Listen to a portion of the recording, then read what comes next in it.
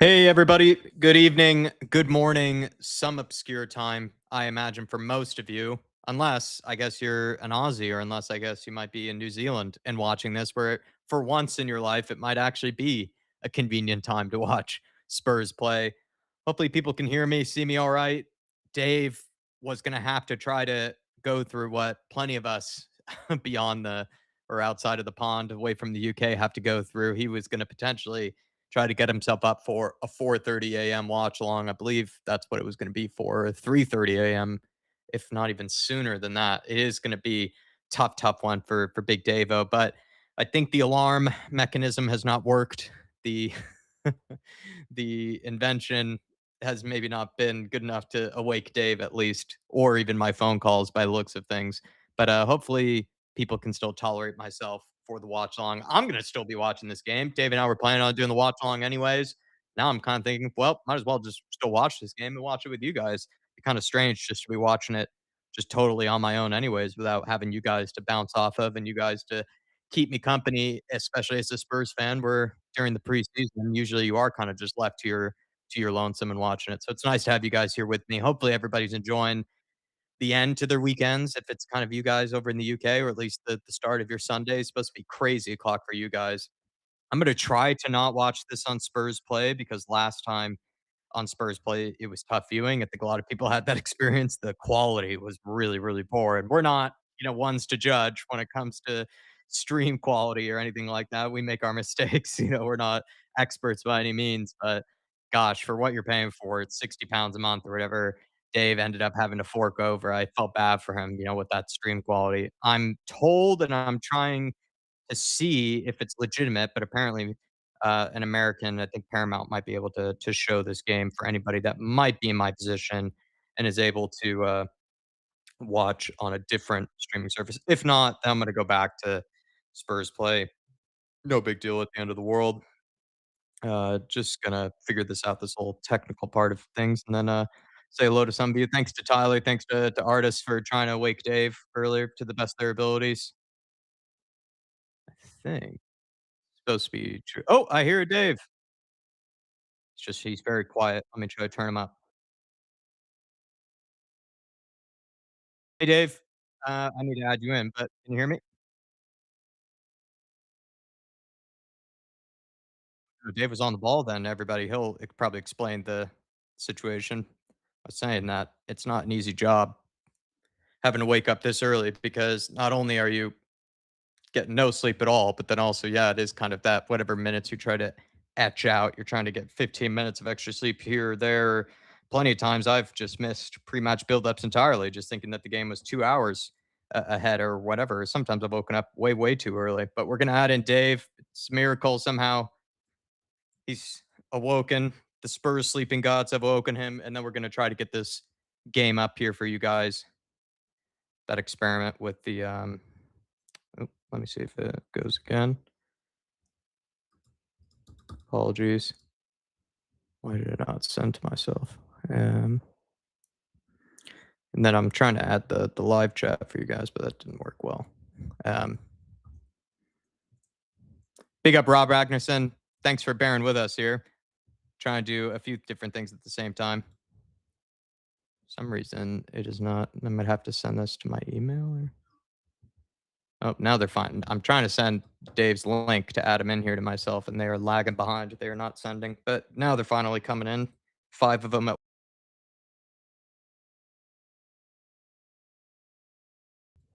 Here we are. Dave should be coming in here now, everybody. Sorry, sometimes it's hard for me to talk and do all this stuff at the same time. Yeah. Dave, Good should morning. be there. Gonna make you look a little bit clearer. That's my fault, not yours. Buenos dias, Dave.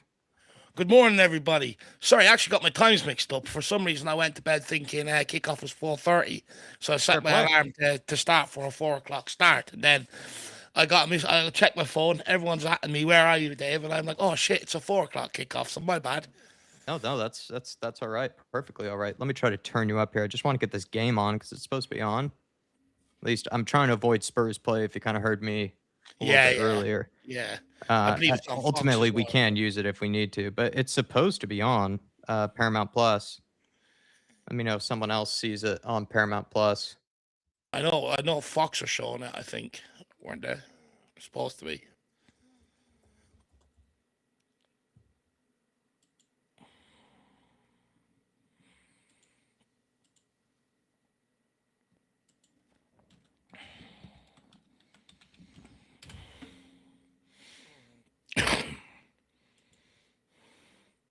Let me go into Spurs play, see if it's kicked off, yeah. Yeah, I'll probably move to Spurs play in just a second here.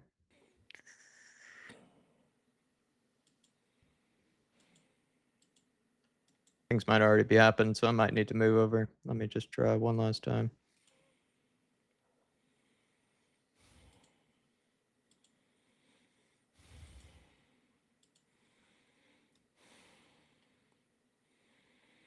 There it is. Should be up now.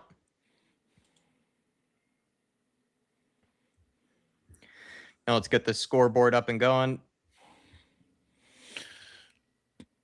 And then we should be all steams ahead.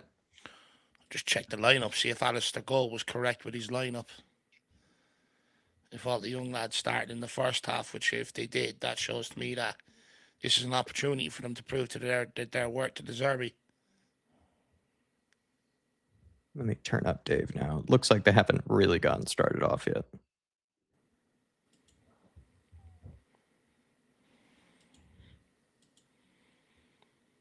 Oh, am I sharing the wrong thing? Yeah.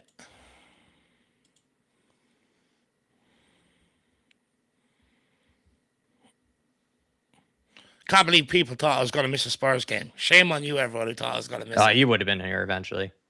Probably some sort of nightmare, you know, some sort of sleeping demon would have woken you up. Definitely. Yeah.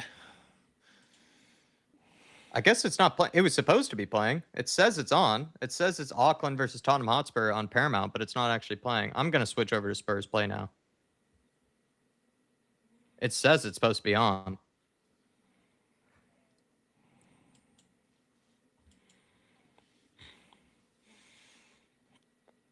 It's not a bad lineup, though, from De Zerbi, looking at some of these young lads out there. Like, he's put a lot of faith in players. Oh, 1 second. Auckland City are in behind. He's pulled back. Oh, he absolutely shanked it. This guy can stay in New Zealand. All right, now I got it on Spurs play. I was trying with Paramount, but here we are. All right. So we are 5 minutes, 25 seconds in.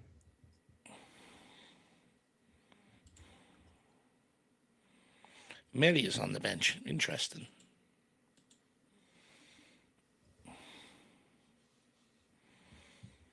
So you've got what? Kieran Menton at full back, left back. Takai and Hardy as centre backs. Stayall is right back. Gray and Donnelly, I'm assuming, in midfield. Can people hear Dave okay? Bonjour, finally everyone. Catching up with things. Felt like I was balancing templates at once, but all very slowly and very unmethodically. Now we're finally watching the game. Watching the Spurs play on the Xbox. That's impressive, Tyler. Yeah, fair play.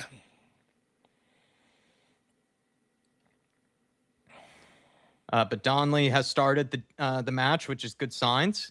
Yeah. He's in midfield. Mikey Moore starts again. Yeah, Williams Barnett getting a nod. Mm-hmm. So maybe either De Zerbi's like something from that performance from the last game, or he's kind of maybe going with similar players that did play well in that second half. You know, keep them together for the most part, at least, right? Like when you look at some of the players on the bench, like Shir Yang, Jamelia, you know, players like that. I think what you're looking at here out in the first half is like players that De Zerbi's trying to get minutes into their legs to see what they can offer. Mm-hmm. Takai, though, is given another chance here. Good touch by Mikey Moore. Lovely touch. I thought he was on sides there, but he did, or offsides. He did brilliantly. Played down the line here inside the box. Not a good cross. Couldn't. Might have been Donnelly there. Yeah, I think it looked like Donnelly trying to get on the cross there. Not on the same wavelength with whoever he was trying to play it there, but the player was open. He just I don't know what he was. Maybe he's trying to throw the keeper off. Maybe he's trying to be a little cheeky. Yeah. But great play from Mikey Moore. Touch to the ability to then take it to the top of the box and lay it off. By the way, the only player I could recognize in the Auckland FC team was Sakai. Remember him, Dave? No. I think he played for like Marseille or someone like that for like a long, long time. Might have played for Newcastle. Oop. Top of the box. Oof, not a great hit there. No. From Luca Williams Barnett.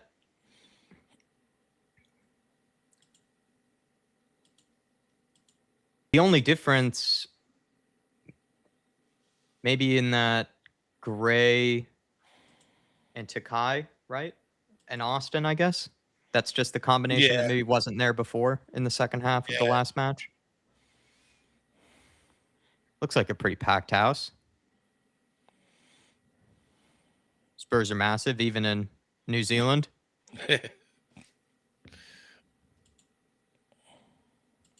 Yeah, they're playing that USL game instead, but it said they lied to me, Mud. They said it was supposed to be Spurs. And let's be honest, in terms of viewership numbers, even if it's just Americans, Spurs fans trying to watch this game would dwarf the USL watching. They got to get their priorities straight at Paramount. Got to know the Spurs are on. They got to know the massive team is on. Right, come on, Spurs. Let's pick it up. What if that was the announcement midway through the USL game? We're going to have to cut coverage because Tottenham Hotspur is playing. Takai. He's playing on the left this time, Takai. Last time he played on the right. Here's Hall. Dangerous pass, but well worked by whoever tried to clip that over the top. Just not enough on it. Dave did point this out the last time. Maybe what's a bit different about De Zerbi, maybe compared to a Guardiola type, is sometimes it does feel like Spurs, they're trying to lure the opposition kind of into pressing in a certain moment, and then we sort of try to play quickly around them or through them, like here. Play. Right, let's get it into Mikey Moore now. It's not just sideways, moving it up the pitch. It's almost at times trying to bait them into going after something. And then kind of maybe like Villa or Unai Emery, it's just quick combinations, quick first-time passing after that to try to then create the space. We're watching on Spurs play here. If you're American, you can also watch it on Paramount. That's all I can offer at the minute. Was it Bernard Hardy that started alongside the Kai Jack? It was... Oh! Hardy was the big guy, right? And then Byrne was the left-sided center back.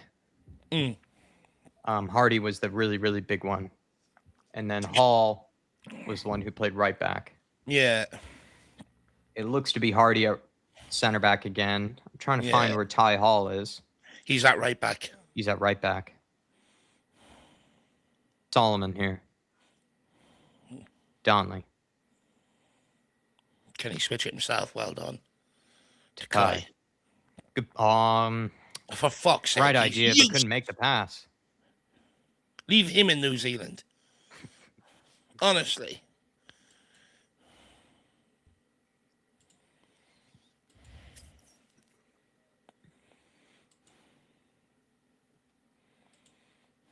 Oh, good turnover here for Spurs. Oh, get rid of it, man.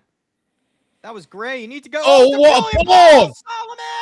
Oh, come on! Come on! Let's go. What a ball over the top that was, by the way. Solomon missed a sitter there. Brilliant ball from Archie Gray. At first, I was a little upset with Archie Gray, Dave. I thought he needed to play the pass, but then he just played a brilliant ball. Kind of similar to the ball he might have played for that Galatasaray goal that Lancashire scored, if you remember. It was similar to the one that Luca Williams Barnett put over the top for Yang the other day. Beautiful pass. Look at that. He's got to bury that, Solomon. And then who was it? Dane Scarlett on the rebound. Dane Scarlett on the rebound. Yeah. Man, that well worked goal there. No matter how much it gets ignored, always finds a way to score or do something. But you know what, though? It's good to see us try different avenues to break down an opposition rather than what we've seen, largely for the last couple of years, where it's either been set pieces or Ange's way. It's good to see us have a bit of variety in our play. It's a lovely ball over the top. My favorite thing is, we're all going to be satisfied by the fact that we're going to have far more possession. still than we did under Frank. Oh, well done. But what Yeah. I do like is when we are in possession, there are times when players are kind of just sitting on the ball, but the whole premise is that thing we're talking about, where they are trying to lure a team into them being allowed to then play fast and then play quickly, which I kind of like, compared to some other teams that also play possession, but they don't try that at all. It's just kind of working it slowly and very carefully. Whereas with us, we are willing to take some risks. And then there, it's still the same thing of pressing high and But that's getting what's a really going good mad turnover from it. Frank. Going forward is all about taking risks. It's how you score goals. You don't score goals without taking risk. Even if you decide to pop a long shot, it's still a risk at the end of the day. Do you know what I mean? Mm-hmm. But great ball from Gray. Great vision from Gray. It was good vision. At first, I was amazed that he was ignoring all these other passes. But he's the professional. What a ball! Oh, lucky. Archie Gray trying another one over the top there for it was, I think Mikey Moore. He was looking to put in behind there. Just didn't have the right accuracy. More of a three-man midfield this time, too, for Donnelly and Luca Williams-Barnett. Last time, right, they had to play all on their own in the midfield. So Gray being there is good added support. Well, Luca and Jamie Donnelly are playing as sort of like two number 10s, if you like, with Archie Gray as your deeper option. Luca? Oh, good touch. Oh, skills past him. Does him again. Get rid of it, kid. I need to get rid of it. Just laid it onto Donnelly there. He took too much out of that. Nothing there, ref. Nothing there. Yeah, just took 1-2 touch too many. Tried to burn it twice. The touch on some of these youngsters, the way they evade the opposition with the first touch is quality. Mikey Moore's touch, from when I legitimately thought he was offsides, and then just the way he brought that down out of the sky. That guy doesn't look familiar? No. Anyone remember Sakai?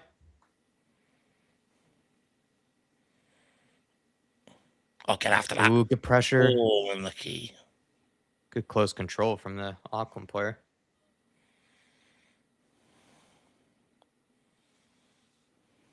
Plays it back. They're trying to play out from the back. We'll force an error here. Go on, press that.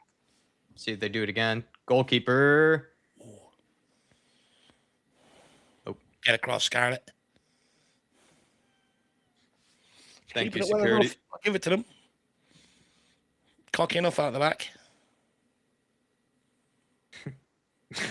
It's now on Paramount. They're only 14 minutes in. Lovely work. Oh, it's in behind. For his play. Getting down on Ty Hall's side. He's looking to try and get back. He doesn't. It's put across. Oh, brilliant defending. I think that's actually Toka to Kai. Archie Gray. Wow. Unbelievable defending. Right place, right time. Saved a certain goal there from Archie Gray. Bit of a scuff. Or maybe the ball just wasn't perfect. That's brilliant reading of the game. Brilliant reading of the game. They've had 2 breakaways now. Yeah, they've hit us on the counter twice.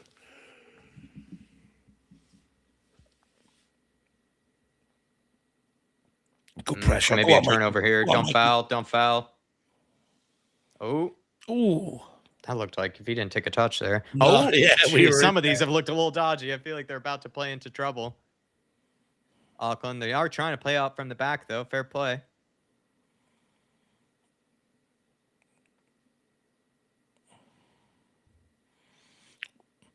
Well on Kieran Menton, watching that ball over the top.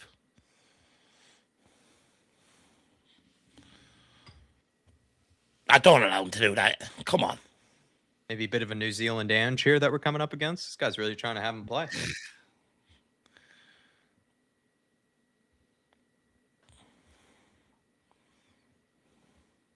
Way.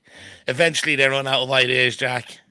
I'm going to catch up with some people in the chat. Big up to Catman Jess. Good to see you. Thanks for being here with us. Been here for so long. Good to have you recently. Catman. Sean Brown, George Kaderis. Big up George. Rob Agnerson. Tyler. Brilliant pass from Archie. Drop kicker teacher.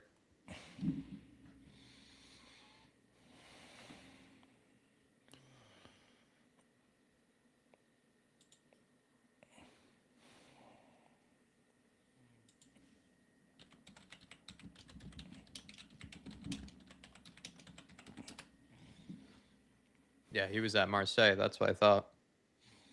Going to the Sydney FC match, says DYT. Oh, nice. Nice, DYT. Nice. Feel bad for you guys because not only is this a game at a normal time for you guys, which you never, ever get, literally ever, for any game of any kind, and then also finally get to see your team in person. Also, DYT did have a funny comment from earlier saying "Fuckland FC."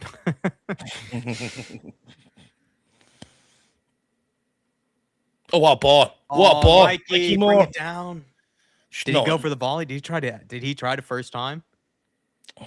He did it with his side foot, so I thought maybe he thought someone was there, like he's seen a ghost in the box. He had time there, Mikey. Ooh, playing out here. Win that. Well done. Oh, well, mopped up. Come on. Let's go. Let's go up the other end and score now. It's been too long without a goal.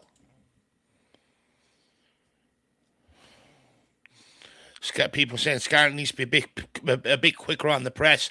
To be honest with you, I think if we were another if we were another 2 or 3 weeks in, we would be turning the ball off these left, right, and centre. Oh, poor giveaway there from Takai. Takai that's awful. He's useless.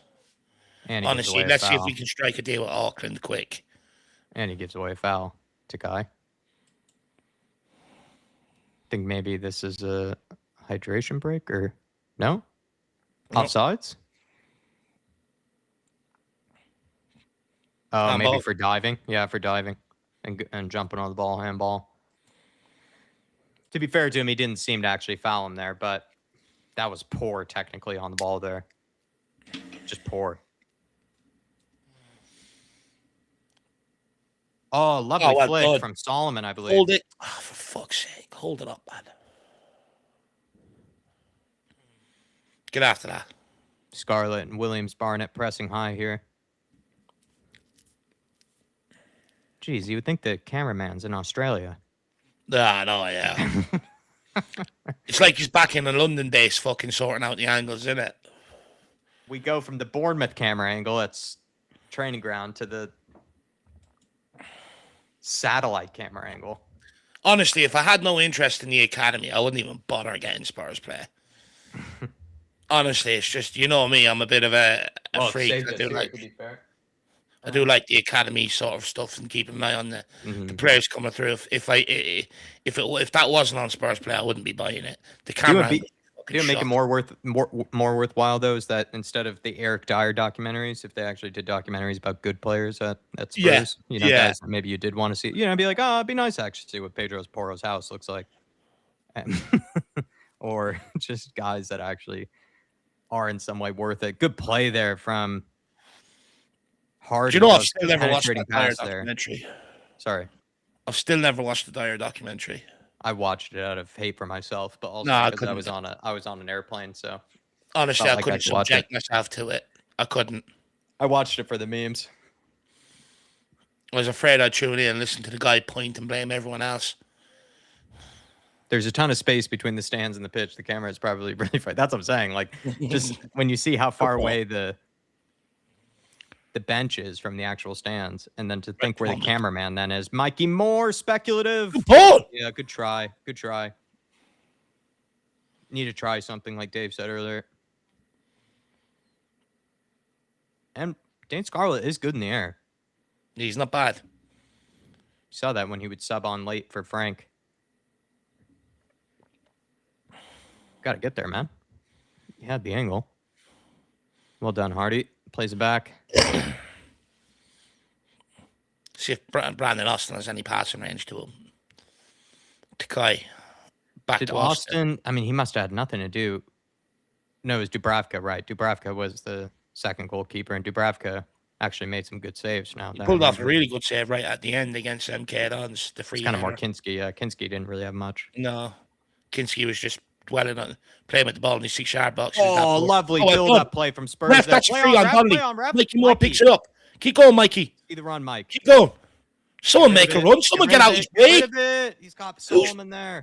Yeah, but look, Williams Barnett is also running into the channel that Mikey Moore's trying to run into. I don't get it. Yeah. It was a really great play by Donnelly getting in there, intercepting it. It's a really good build-up play, too. Whoever played that first-time pass. Like Mikey Moore's running with the ball, and for a minute there, Dane Scarlett and Williams Barnett, I don't know. It's poor movement off the ball there. I agree with the two runners in front of him did not make any good runs. Oh, good ball. The two Manor. runners in front of him did not make good runs. He did have Solomon No. at the end there, to be fair. I agree. 22 minutes in, 1-0. Not bad. Who scored? Dane Scarlett scored. Danny. Yeah, it was a great ball over the top by Archie Gray. Solomon took a shot then off the back of it, hit it straight at the keeper. He saved it, and then Dane Scarlett tapped it home.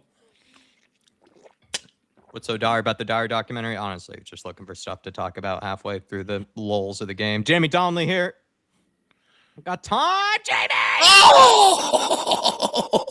Oh! That was close. Lovely. He just kept on going, kept on going. Oh, unlucky Donnelly. I don't mind that. Good speed on the shot. Just not enough bend.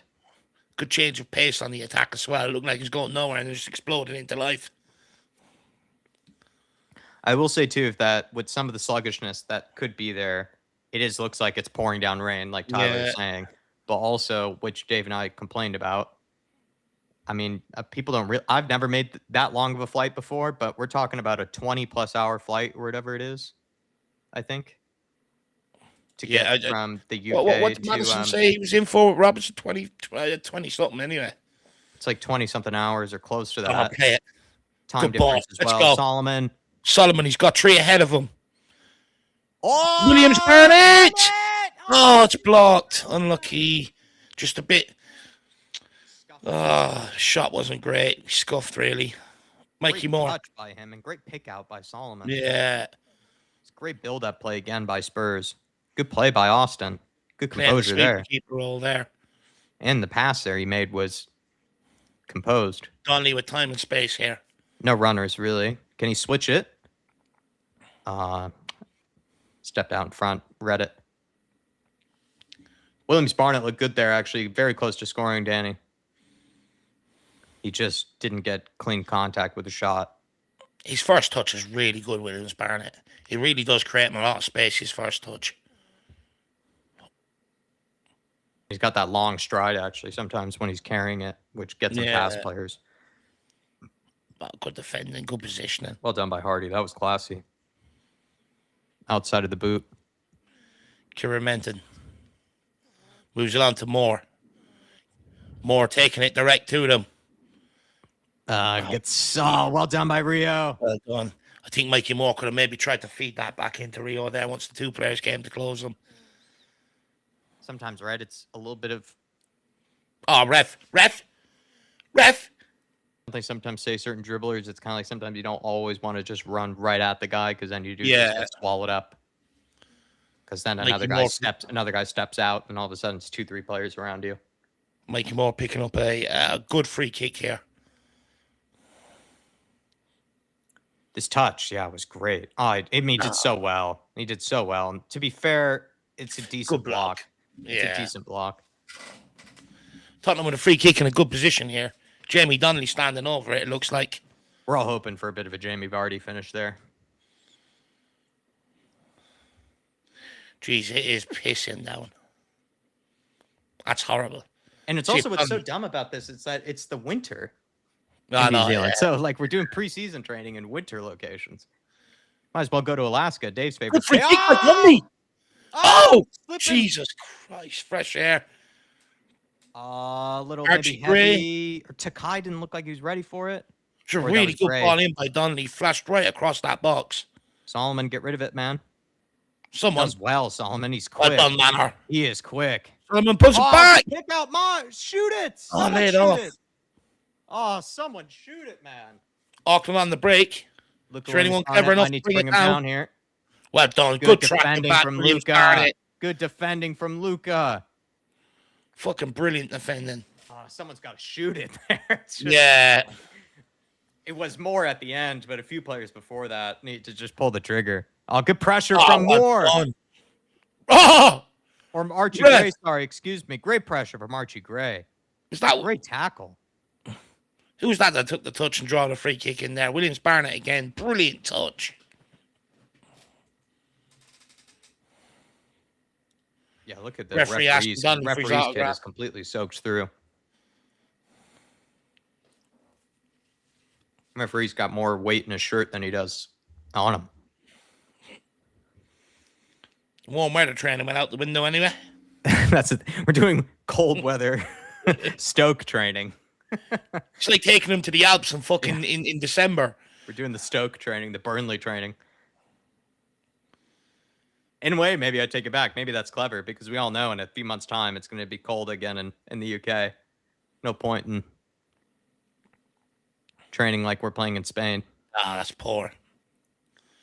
I tell you, Archie Gray has actually been pretty good in that midfield with his touching and his passing. And even his reading of the game just to sort of intercept some things. He's been really good in that midfield, actually. Nicely done again by Brendan Austin. Oh, here's the test. Hasn't put a foot wrong on. Commentator's curse. But Hardy does so well there. Very clever by Hardy.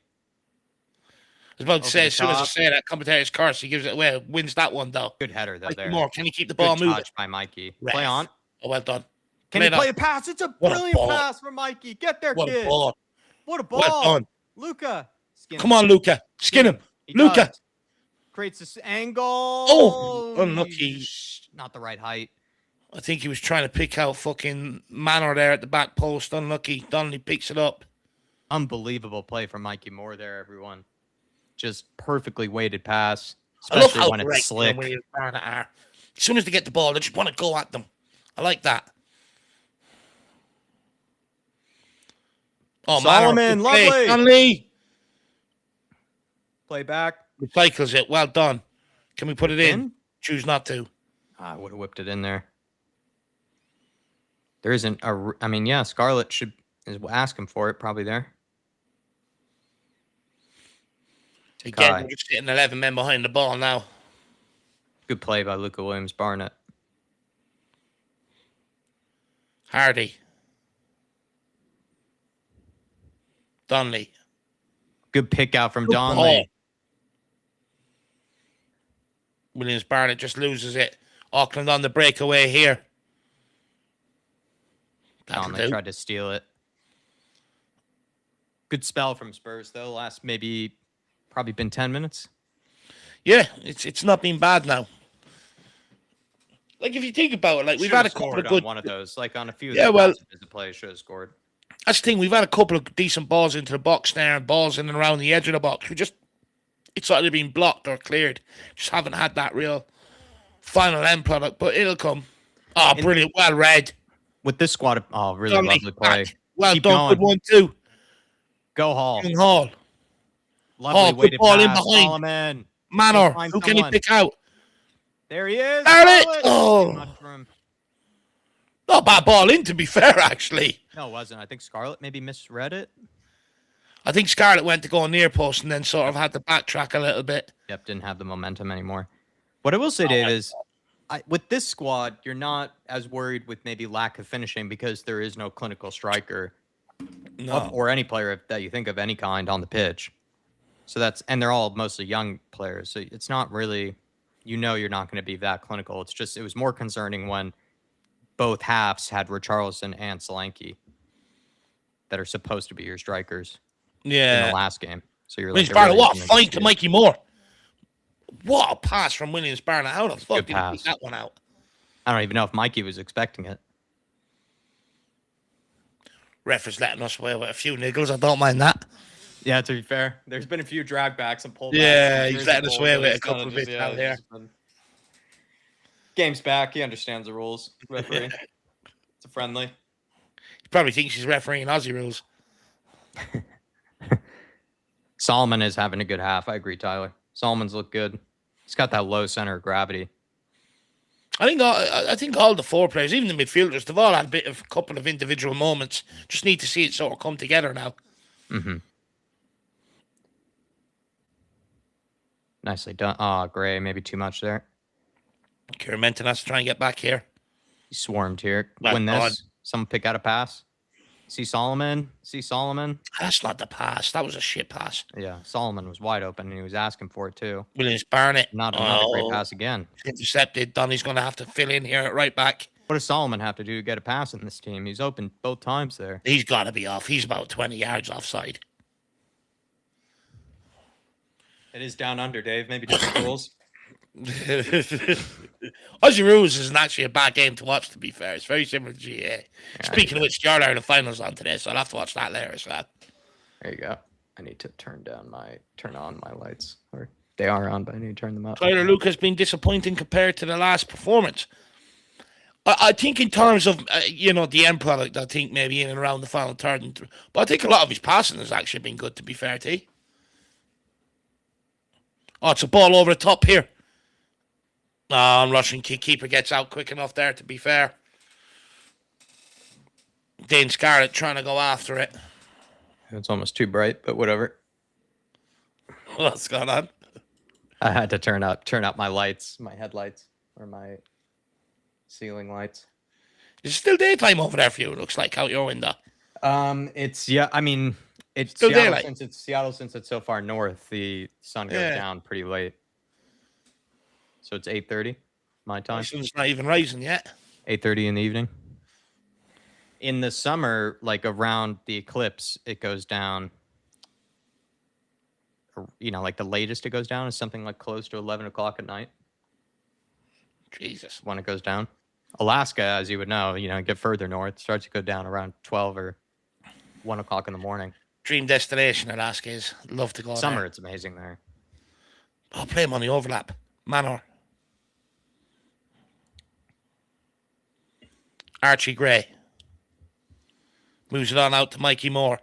Skins his man. Here. And he finds the pass. He angle? does. Oh, Luca, take that one back. Finds a lovely ball back for Luca Williams-Barnett. Again, just the finish just isn't there. Good play by Mikey Moore. What a first touch that was to Skinny's man. Auckland, I believe, think they're Inter Milan here at this style kit. Oh, what a touch by Manor. Oh, filthy Manor. You can tell it's slippery. Aussie rules are brilliant. Just a shame no one knows it outside Australia, says Vince Scully. To be fair, it's actually a really good game. Do you know what's weird? I used to watch that when I was a young lad. We have a... We have a channel over here. Like when I was younger, we used to have 4 channels, which, believe it or not, it sounds mad, but used to have RTE1, RTE2, TV3, and TG Cahir.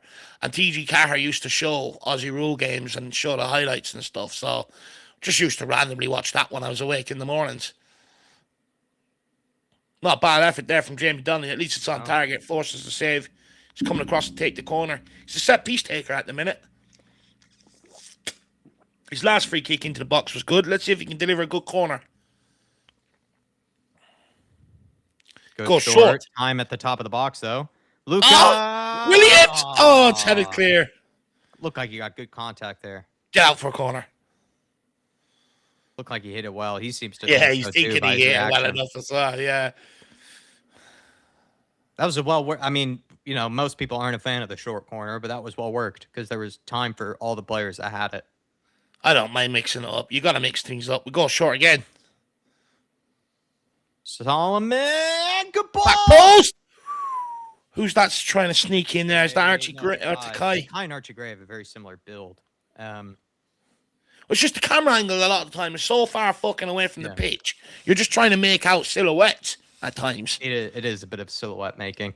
So far, I think we've actually done a better job than when we've had better camera angles. Sometimes we've had some howlers of days when... What angle is this right now on the screen? What angle is that? Honestly. There have been days when we've had pristine camera angles and we're getting them wrong. I just get too excited sometimes. I just scream. Now that I think about it, I actually think we've been fairly accurate so far for how bad these things have been. Honestly, sometimes I just get excited. I scream the first name that comes to mind. The name who I want it to be. Get after it. Here we go. Mikey Moore. Moves it on to... That's a shit first touch. Scarlett. It's a shit first touch. Good hit with the left, but terrible first touch. Andrew Burnett. He's got other players running in beyond him there. One touch and keep feeding the run. Not good enough from Scarlett, that. It's poor. Andrew Burnett had a hockey game. Big up, Andrew. Got to be a goal. There have been a few passages of play from Spurs that you kind of would expect there to be ending with a goal. Who am I supporting in the GA match? To be honest with you, that doesn't really bother me who wins it, Mayo or Kerry. Judging on what I've seen this year throughout the competition, though, I do think Mayo deserve it. It's a shit corner. Yeah. Doesn't even get off the ground. It's a very Lo Celso-esque corner, that. Isn't it? Just immediately the Everton game comes to mind. Yeah. Switch that. Good ball. It's like Lo Celso was having an existential crisis with corners. He just couldn't figure out how to get it. Honestly, it used to drive me mad when you see him running over. In Conte's first game, he figured out that Lo Celso can't take corners. That was a very funny game.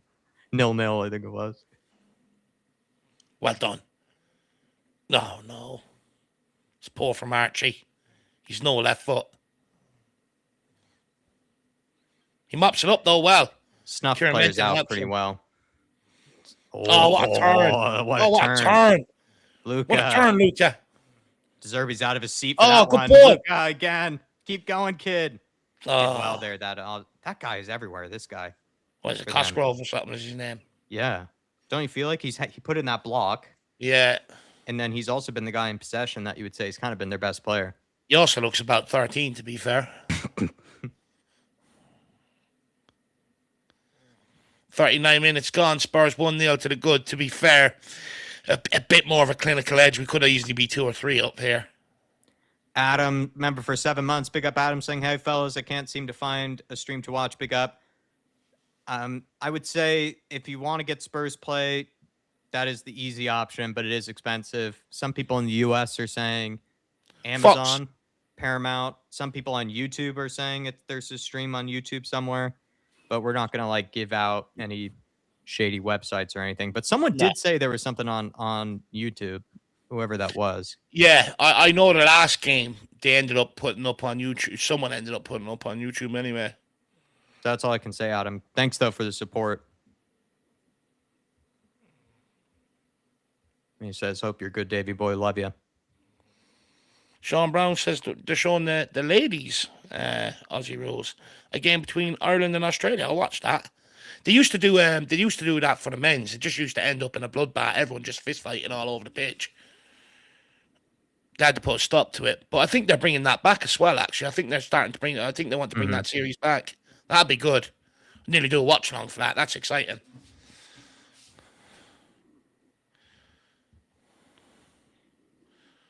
Auckland trying to get together a move. Well intercepted there by Takai. Room lights during the day grind my gears. Does with me, artist. Just my lamp is the bulb is fried. Such a moaner artist, hey. Do you ever just enjoy that? It's not technically daylight. It is still light outside-ish, but the sun is very much going down. The sun is probably almost already set by this point. But when you're this far north, even when the sun sets, it feels like the sun is still up. Big up Andrew and big up Adam. Really nice messages in there. Yeah, I had a bit of a howler, actually. I actually thought it was a 4:30 kickoff. So I was set my alarm for 10 to 3. Gives me time to pull my water out of the fridge, get dressed. And then, I look at my phone. Everyone's at me. I'm like, why is everyone being impatient? 4 o'clock kickoff, not 4:30. Ooh. Can Solomon get there? Yes, he does. Finds Scarlett. Play him. Whip it in, man. Good Very options. greedy. Very greedy here from Manor. Oh, you better get away here. Fucking hell. Oh, for fuck's sake. Fucking hell. If you're going to do that, put the ball in the box. Just whip the ball into the box. You had Scarlett, and if you didn't want Scarlett, you had Luca Williams-Barnett there. So irritating. Pick your head up, man. And I just want to say, if things do get a little bit hairy during the season and you see me give out, I don't want people to start questioning my support for this football club. I'm up at 4 a.m. to watch this. And Jack gets up at 4 a.m. for nearly every other game week as well. So I'm impressed by you, Dave. Anyone question our commitment this year? I'm impressed. Quite impressed with myself, to be fair. No, I'm impressed also that, even you were going to be up, even if we went, you were going to be up in 15 minutes after kickoff anyways. So I'm impressed.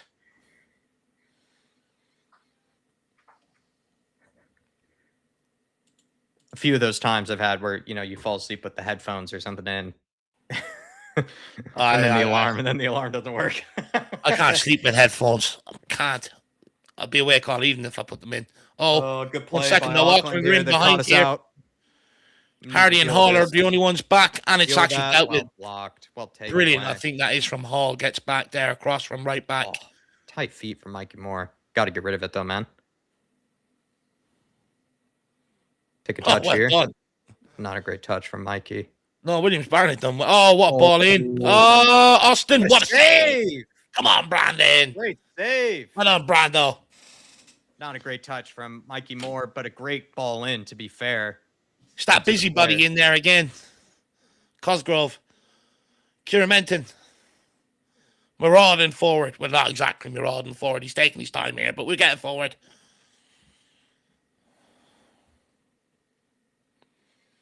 Hardy.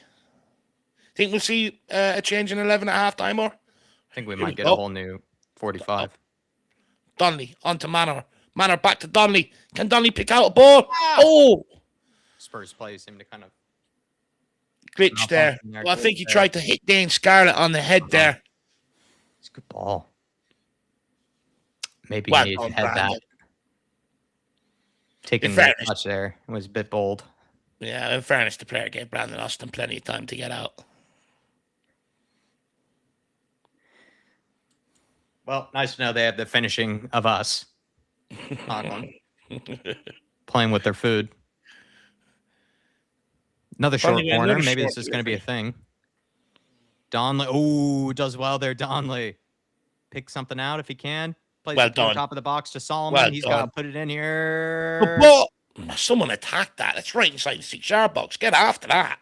That's a delicious ball. Gray. I think it's Archie Gray. It's just hugging his defender instead of actually jumping for the ball. There's just two of them standing there, isn't there? It's a lovely ball in that.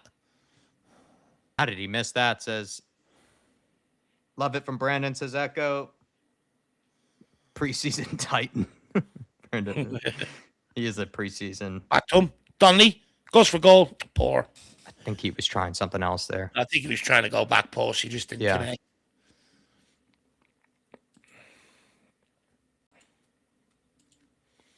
Half time.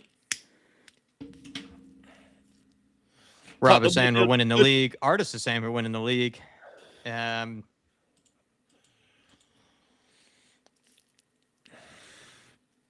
Big up, Alpesh. Good to see you. Morning, Jack and Dave. On my night shift lunch break. Big up, Alpesh. Big up, Alpesh. Eating anything, or are we just chilling out, watching a stream, checking out Spurs? Any hunger in the middle of the evening at 4:45 a.m., Alpesh? To be fair, right, it's not like it's a boring watch. Like, you know, we're dominating the game. We are getting into the final third. We're creating a couple of, like, opportunities. We just, you would like, you know, Auckland are just throwing their body in front of things and sort of getting blocks and stuff like that. It's a bit frustrating in that regard. But, you know what? Patterns of play are nice at times, yeah. Yeah, but we knew this coming out here, you know, in the final third, a lot of it was going to be tough. You know, you look at the 4 players that we brought out, you know, that really needs to be sorted out heading into the season. But look, I think, like, one thing I've noticed with Luca Williams Barnett, his first touch is exceptional. His first touch will always give him a bit of space and time. If he can just tidy up some of that end product off the back of it, he'll be an exceptional player. Mikey Moore is his first touch is good. He's been a little bit disappointed down that left-hand side, though. You think so? Could be doing a little bit more for me. Yeah, Manor Solomon has been far better down that right-hand side, in my opinion. I think Mikey's had flashes, though, where the quality's there, right? When you say, like, a few times close control, really nice first touch, but you're saying maybe kind of the end product has not been there as much. Involved, I would say. Yeah. Maybe some of his moments don't end up in a chance. But anytime Mikey Moore does get the ball, like you say, he's sharp. His first touch is good. You know, I've no complaints there. It's just, I suppose Manor Solomon is just getting a lot more dangerous. I've been really impressed with Archie Gray in the midfield, actually, in that deeper role, to be fair. Yeah. You know, he's been very good in possession, you know, especially when De Zerbi wants the midfielders to be able to sort of play that tight triangle, draw people in, and then move it out wide, and then use that space to sort of get forward. Archie Gray's first touch in the passing has been really good, and to be fair, even on a couple of the counter-attacks, he's been in good positions to get across and sort of snuff it out. So he's had a decent game in there. Backline haven't really had much to do. It's not been a bad half, to be fair. And by the way, guys, if you appreciate the grind, smash the like button. Why not grab yourself a channel membership for the upcoming season, or send in a super chat, show your support, and share your thoughts. Let's go. Wake up, everybody. Wake up, everybody. Listen to Dave. This man's on fire. Absolutely right. Smash the like button, please, everybody. Make yourselves known in the chat. We'd love to say hello to anybody that is watch along, barely awake or fully awake, whatever state you are in. Good to have you with us, everybody. And I agree with Dave. I think actually you could say the first half of this game was probably a bit better than the first half of the first friendly this season. Second half of the first match was very entertaining in that it was sort of just end to end, really, between both teams.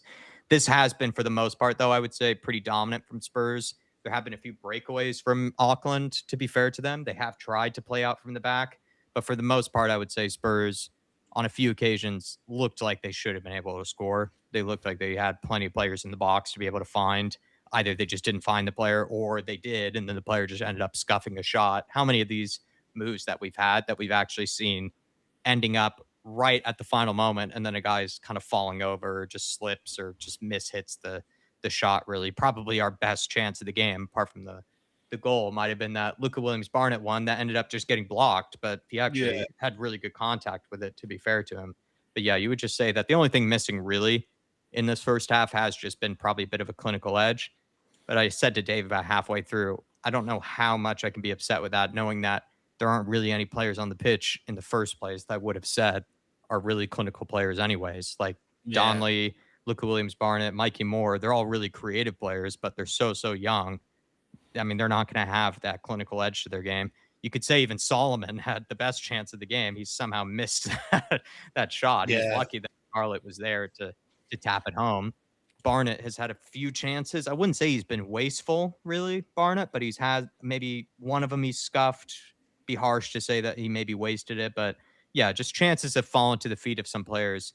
I can't really be hard on them because most of the time they're either really young and not very clinical anyways, or there's not really a designated clinical player on the pitch anyways, apart from, I guess it's supposed to be Dane Scarlett, but right, I mean, he's not someone that you would still expect really high things from. So yeah, for the most part, I think it's been a pleasant half actually, and maybe thankfully so, because Dave's up at 4 a.m. anyways.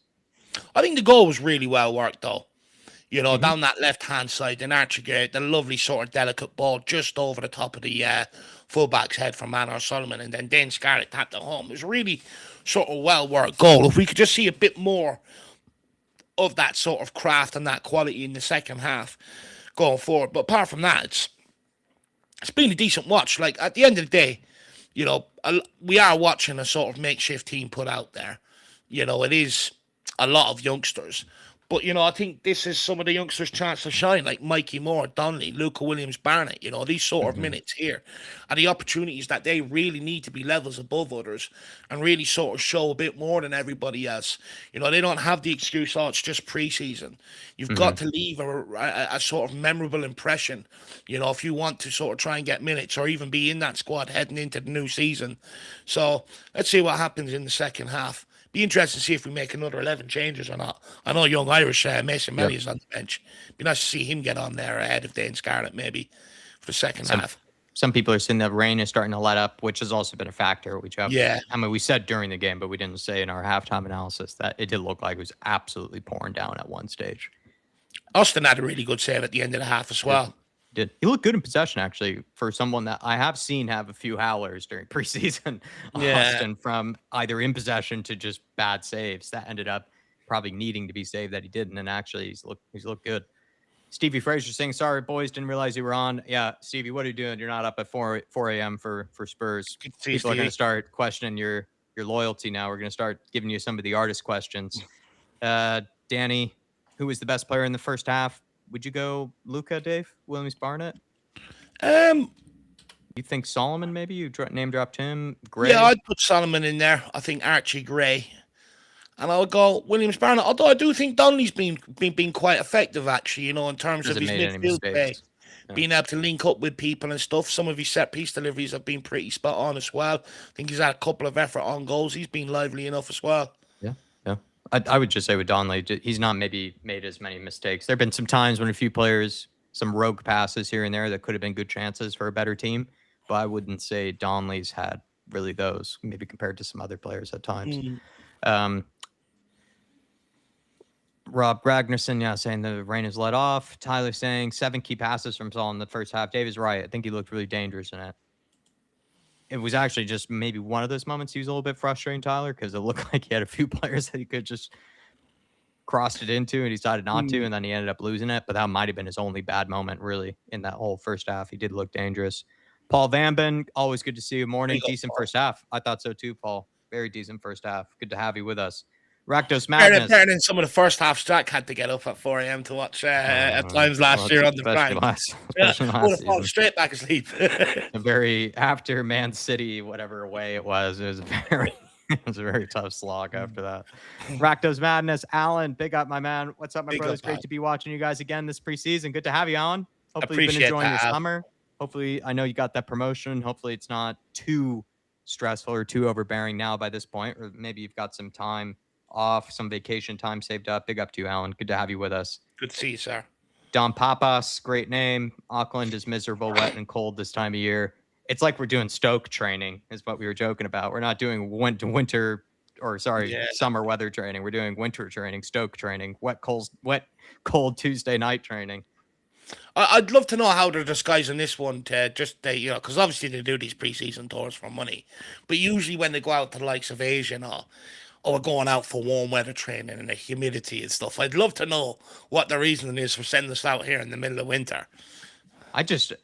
When you do the math of the amount of time they spend either traveling in a bus, getting to the airport, getting on the plane, getting off the plane, disembarking, all that crap, I'm pretty convinced that they probably spend more time on and off airplanes traveling between or from airports during these preseason tours to Australia and these places that are just 20 hours away than they are actually training and playing football or even talking to each other. Like, when they're also like boarding the bus or anything, or when they're doing this traveling, for the most part, they're just wearing headphones and, doing silly buggers with each other. Like, they're not really doing very much. So a lot of time is really just spent doing a whole lot of nothing, which is why I'm not, even though I'm actually really happy for, of course, we have a lot of people like Eddie and whatnot that get to actually see this team play. I'm really happy for them. But from like you're saying, from an actual training perspective and like preparing the team as best as you possibly can ahead of a season, it might be one of the worst places to go.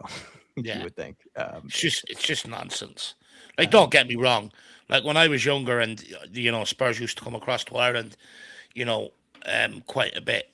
It was nice to sort of be able to get down and see Tottenham and stuff.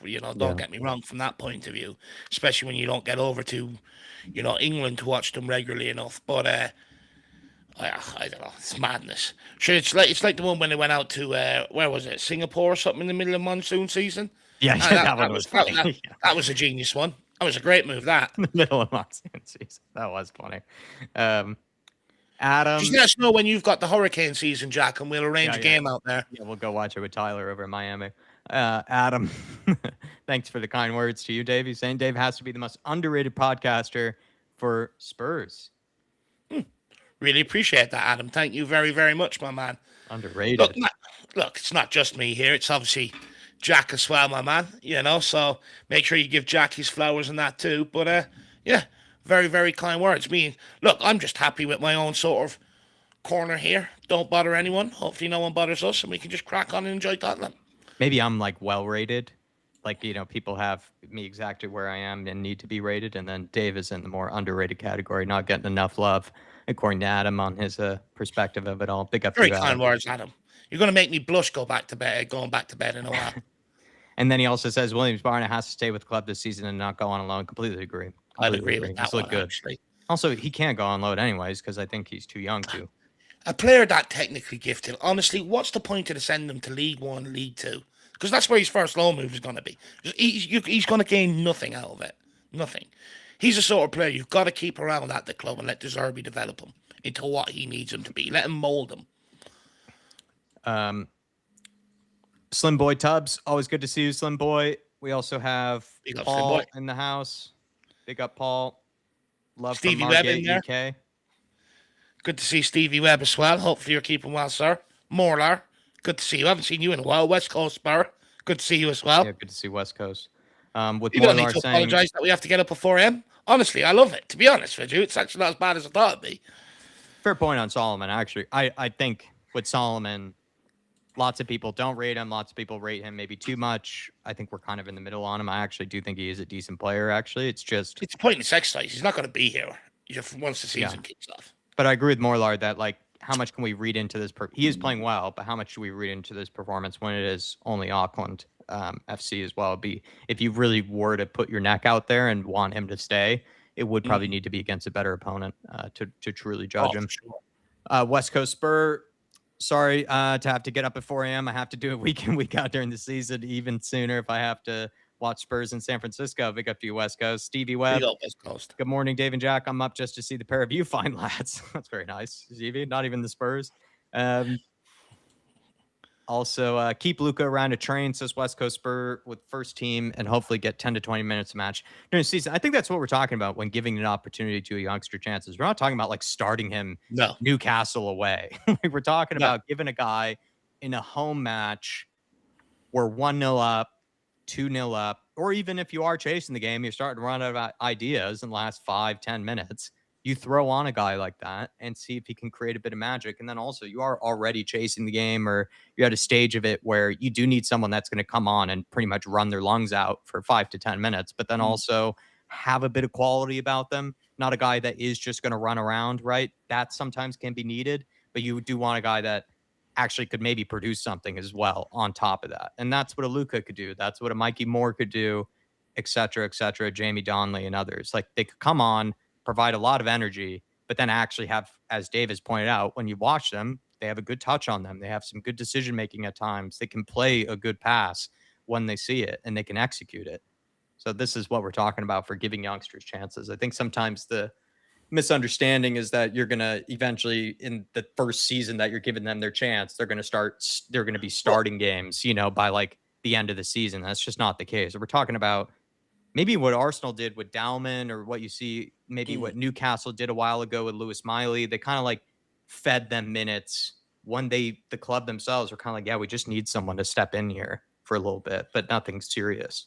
I just think though, Jack, like, people look at it and go, well, if he's not going to play, 50% of the games this year, there's no point in keeping him around. And it's like, yeah, but sometimes the clubs you send him to, they're just not, like, they don't play in a way that's going to get the best out of these young lads. So that sometimes you're actually better off keeping them around the club, and they'd actually learn more from the 15, 20 minutes sporadically over 5 or 10 games over the season, and become a better player then heading into next season. Yeah. And not only that, then they also have a more understanding of what De Zerbi wants, tactically what's expected of them, and it gives them a better chance of making the squad, breaking into the first team that way.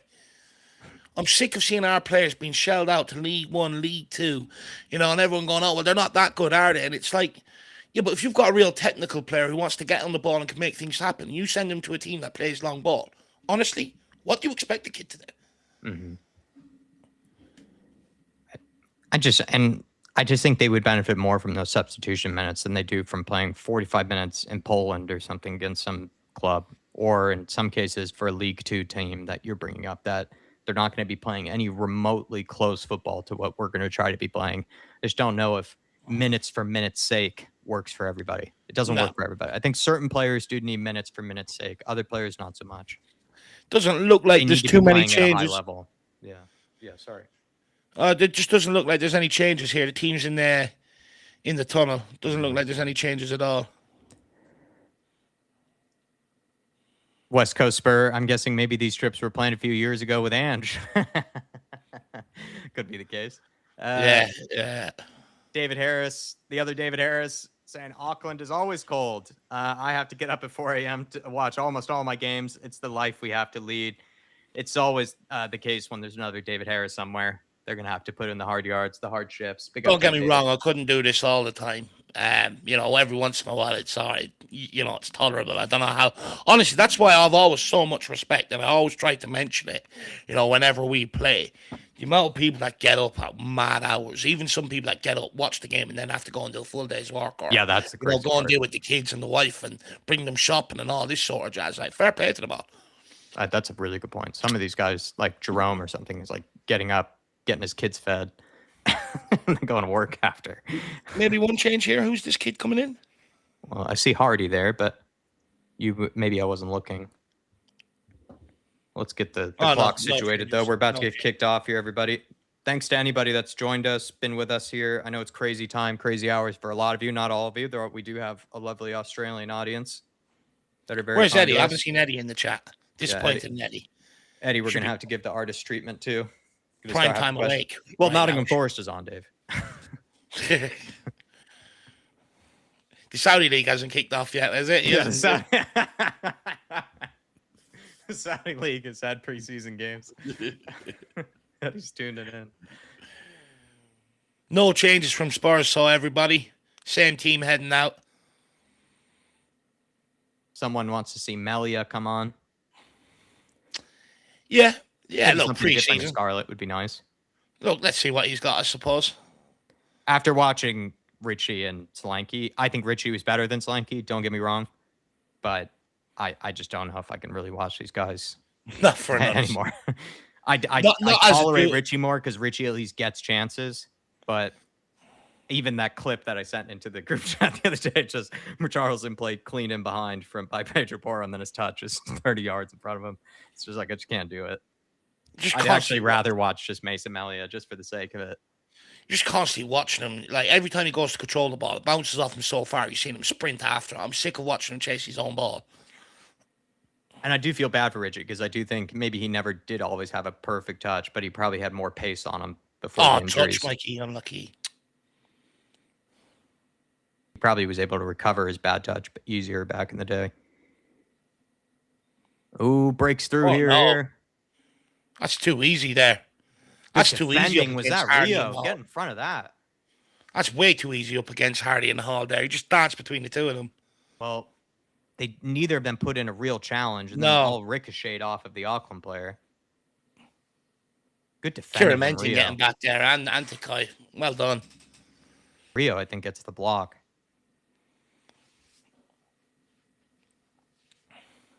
Should be a wake-up call to Tottenham now, hopefully, this.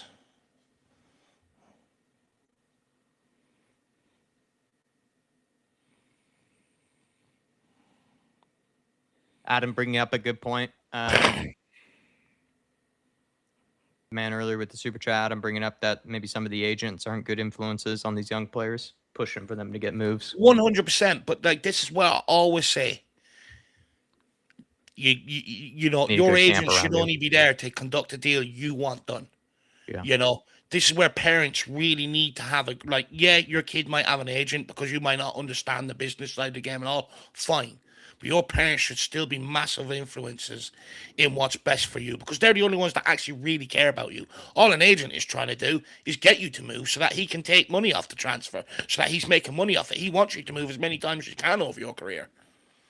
Chance here. Like, this is where I firmly believe sometimes as a parent, you have to sit your kid down and go, do you know what, son, you are good enough to make this Tottenham team. You're going to stick around. Make the decision for them almost sometimes. Don't be letting the agent sort of rule the development of your child, in my opinion.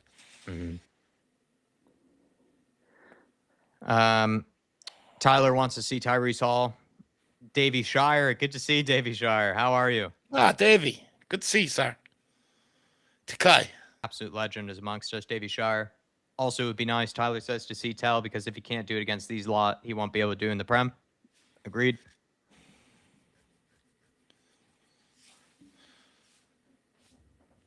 I'm sure Deserby makes subs in around 50, 60 minutes. Probably wants to give these another 5-10 minutes just to see.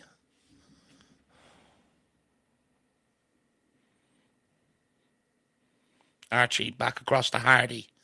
Hardy moves it on out to Solomon. Just poor from Solomon and Hall there.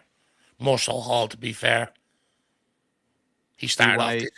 DYT saying, when's the last time Tottenham toured in Ireland? Jesus. I know they were over here. Oh, good chance here. Sorry, Oh, Solomon. Breaks away. Can he kind of ran into a blind alley there. well, Paddy Harnett the other day reckoned it was late 90s, but I don't think that's the case. So I remember Tottenham being at there's a massive place here in Kildare. It's a posh place that a lot of teams have come over to in years gone by. I remember Spurs being there, but I think Paddy was saying that was for when Tottenham played Shamrock Rovers, but I'm not sure it was. Carlton House is what it's called, actually. That's where all of them used to go. And then Eddie saying, I hear you're calling me out, Dave. Yeah, just wondering where you were, Eddie. Usually, this is your time of the day, We were just wondering, Eddie, if Al Nasser is on.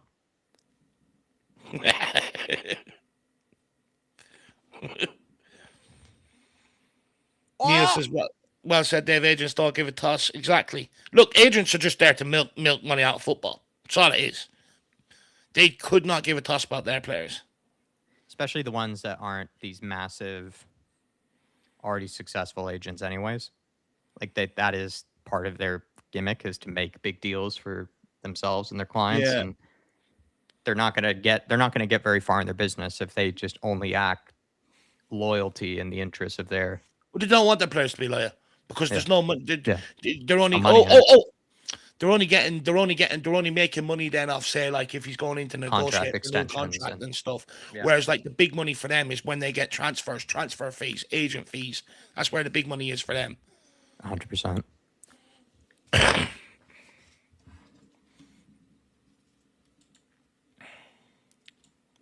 DYT Sydney, New Zealand tour was announced 6 months after Ange was sacked, and the Perth 223 tour was booked before he was even manager. I think it's just a Tottenham growth area. Yeah, that's probably the case. I think Australia is similar to the US in that I think it's just growing and growing and growing. What, the audience? Yeah, the audience, like the TV audience is huge. Here we go. Kieran Menton. On to more. Gets away from the first player.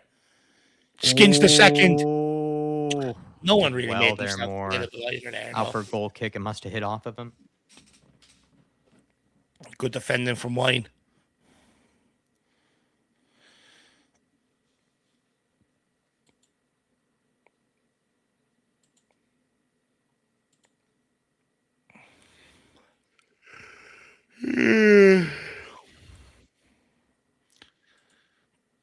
See if we have any goals in us this half.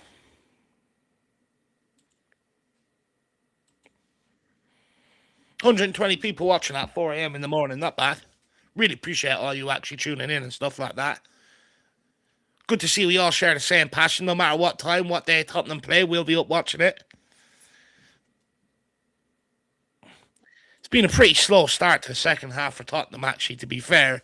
Especially in terms of going forward and creating chances. Takai. Oh, this is good football. Good ball out to Mikey Moore. He's got Kieran Menton on the overlap. Tries to use him, just an overhit pass. Tottenham throw in.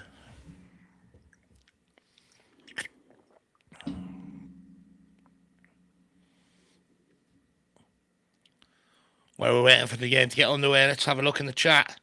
Adam says, smash the like button. Everyone support the live. Really do appreciate that. That's Rabbi says, sorry. Happy to see you on early, Dave. Not just me. Jack's here as well, guys. Don't be forgetting Jack was here, guys. This is so strange. Watching it this time was weird because what was strange was, for me, was I think I probably had a little bit of a heavy dinner. And so then I'm like watching TV and like having heavy dinner and I'm like sitting on the couch. Oh. Play him. Oh, Raph! People are just sliding everywhere out there at the minute. Yeah. Fucking hell. Yeah. What you have for your dinner, Jack? So I had a few things. I was kind of just eating a few things that I got from the grocery store that were like quick, so I didn't have to cook anything. Yeah. But it was just more because, like, in your case, like, you probably had to go through this, where I couldn't decide. I was like, do I eat like a real dinner before? It was just that awkward thing. And then, like, by the time I'm eating and then I'm like on the couch just kind of waiting for this freaking stream to eventually come to a reasonable time. Yeah. Like I did notice I was like getting into that comfortable state of like not falling asleep, but you're just kind of like, oh, this is like Saturday night, just watching a movie, eating dinner. And it's just like the Yeah. idea. And I had to be live in 30 minutes and like talking. I was like, this is strange. Yeah, the Whereas evening ones comparison, can I'm sometimes so used to just waking up and then talking. Whereas in this case, it's like waiting all day to then talk was yeah. weird. That was Honestly, weird. you prefer the streams earlier in the day because I like think so. sometimes in the evening, like you're like, oh, do you know what? I'm getting The comfy day's here. I over. wouldn't mind just settling in, Yeah. and then you're like, oh, I have to go on stream and stuff. But like, because I kind of usually prefer I'd the have my morning. dinner around 8 o'clock, and I had to have my dinner at like Yeah. 4 or 5. I think it's worse for you secretly. I think the morning is tough. Like you do feel a bit groggy at times, but you do have your whole day ahead of you. And sometimes Yeah. like you're saying, it is a little bit strange to just go throughout your whole day and then it's 8 or 9 o'clock and then all of a sudden you're gonna have to talk for Which 2 is also hours. just a ball ache That's a too. bit At weird to that talk time, for you're just 2 gonna hours sit at in 8 and or watch 9 a o'clock. movie or watch telly. It's a bit of a ball ache too. Yeah, because I'm like watching a movie and I've been silent in my house for like 2.5 hours straight, and then all of a sudden I'm realizing I'm like gonna have to start talking. Um, Uh, so that's what was weird. It's just waiting by myself in my house for 4 hours to then all of a sudden start talking. Whereas before, like legitimately, you guys are seeing me like 5-10 minutes after I've woken up. It's basically just once my coffee is poured, then I'm basically on. Adam telling me not to yawn on him. Yeah, every time I yawn, I've sent loads of Contagious. people into it. It's contagious. Alpesh, has any of you on triple espressos? No, actually. No coffee, actually, for me. I'm on water. And then Eddie sent in a super chat. At least all the European fans now know how all the Asian and West Coast Americans fans feel. I think though the Asian and Australian fans or Oceania fans, I think you guys have it absolutely the worst. Like Americans, you do get a few decent times, like actually good times. A lot of the time, 75% of the time for the West Coast fans, it's not great. But there are occasional games that aren't bad. Like Champions League is not bad. Certain late kickoffs aren't bad. So I don't think it's nearly as bad. I think with Australia and Asia, it's almost just always good terrible. ball. Solomon Probably got with a time good and ball. space here. Manor, Sit put it in. across. Oh, just fall to Mikey. Luca. It's Luca. Luca! Oh, it's defend blocked again. They just keep blocking it. Sorry, Dane Scarlett. I thought it was Luca. They should just keep blocking it. In fairness, though, they do have about 5-6 players in the box at all times. Yeah. I'm complimenting the defending, not even the shooting. Big up, Celery Agent. Good to see you as well. Says, love you, Dave and Jack. Big up, my man.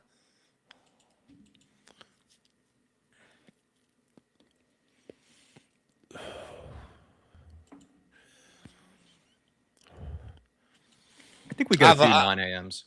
I have a 4-pack of Monster Energy in the fridge, but I'm trying not to touch it. Yeah.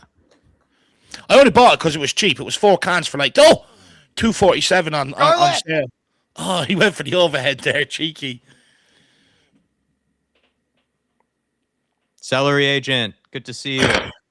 Yeah, I haven't seen you in a long time, Celery. How have you been, man?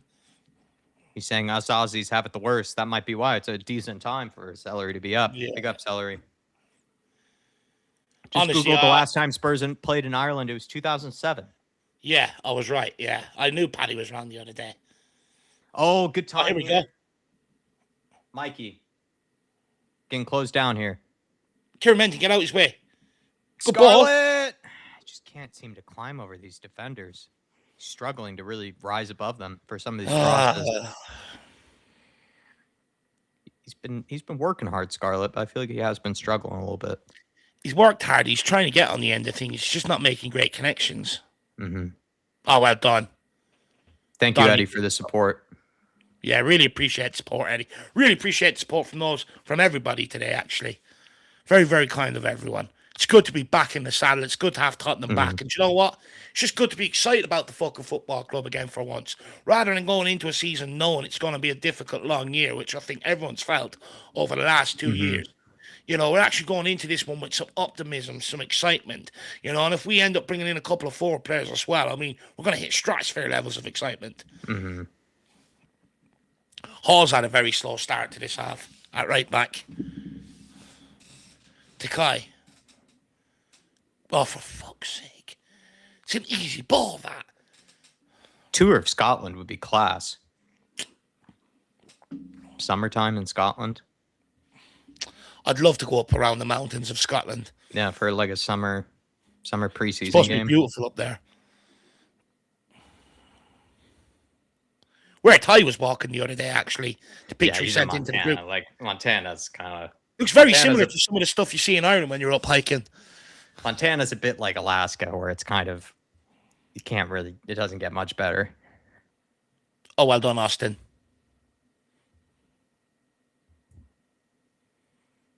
Keep it in, Mikey. Well done. Is there anyone running ahead of him now? He's going to have to check back here. Recycle possession. Kieran Menton. Onto Don Baum. No water breaks, which has been nice. Archie looks to find Mikey Moore over the top here. How's his touch? Keeper's out. Keeper was out quick there, to be fair. It's not been a great set opening 15 to the second half. Second half has not been as good as the first. We're really struggling to actually keep control of the ball, to be fair.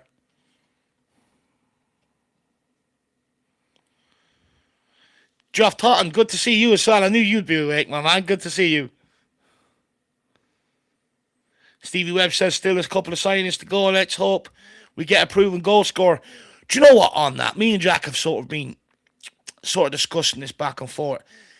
There's not a lot of proven quality goal scorers out there, to be fair. It's sort of like we're sort of just accepting no matter who we bring in, there's going to be some people, half the fan base will be fucking jizzing their pants over it, and the other half be sitting there screaming about the lack of ambition and stuff, you know. So it's just the striker is the real difficult one this window to sort of go and get.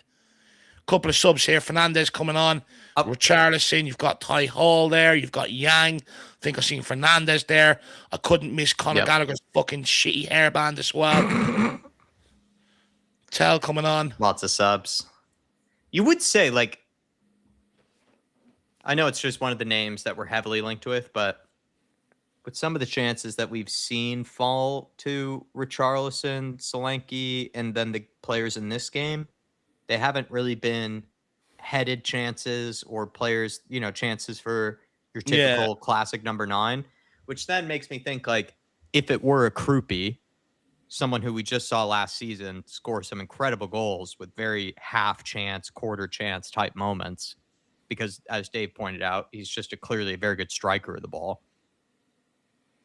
You would think that in these preseason games, Krupi might have had a hat trick in one. Yeah. So, but our only concern with him is that he's a bit small and he doesn't really have the same build as a Solanke or Richarlison. But a lot of our chances haven't been that. Like, a lot of our chances have sort of just been a flashing ball to the top of the box for a guy to sort of hit it first time.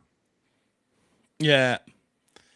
With, not with time and space really, but every time it's just been shanked by a Spurs player. So that's just the thinking, is that if we actually did just have a guy that could make clean contact more times than not, we don't maybe need a big focal number 9, at least with the chances that we've been creating. I'd love to see Vlahovic. I still have a dream of Vlahovic. I prefer that striker.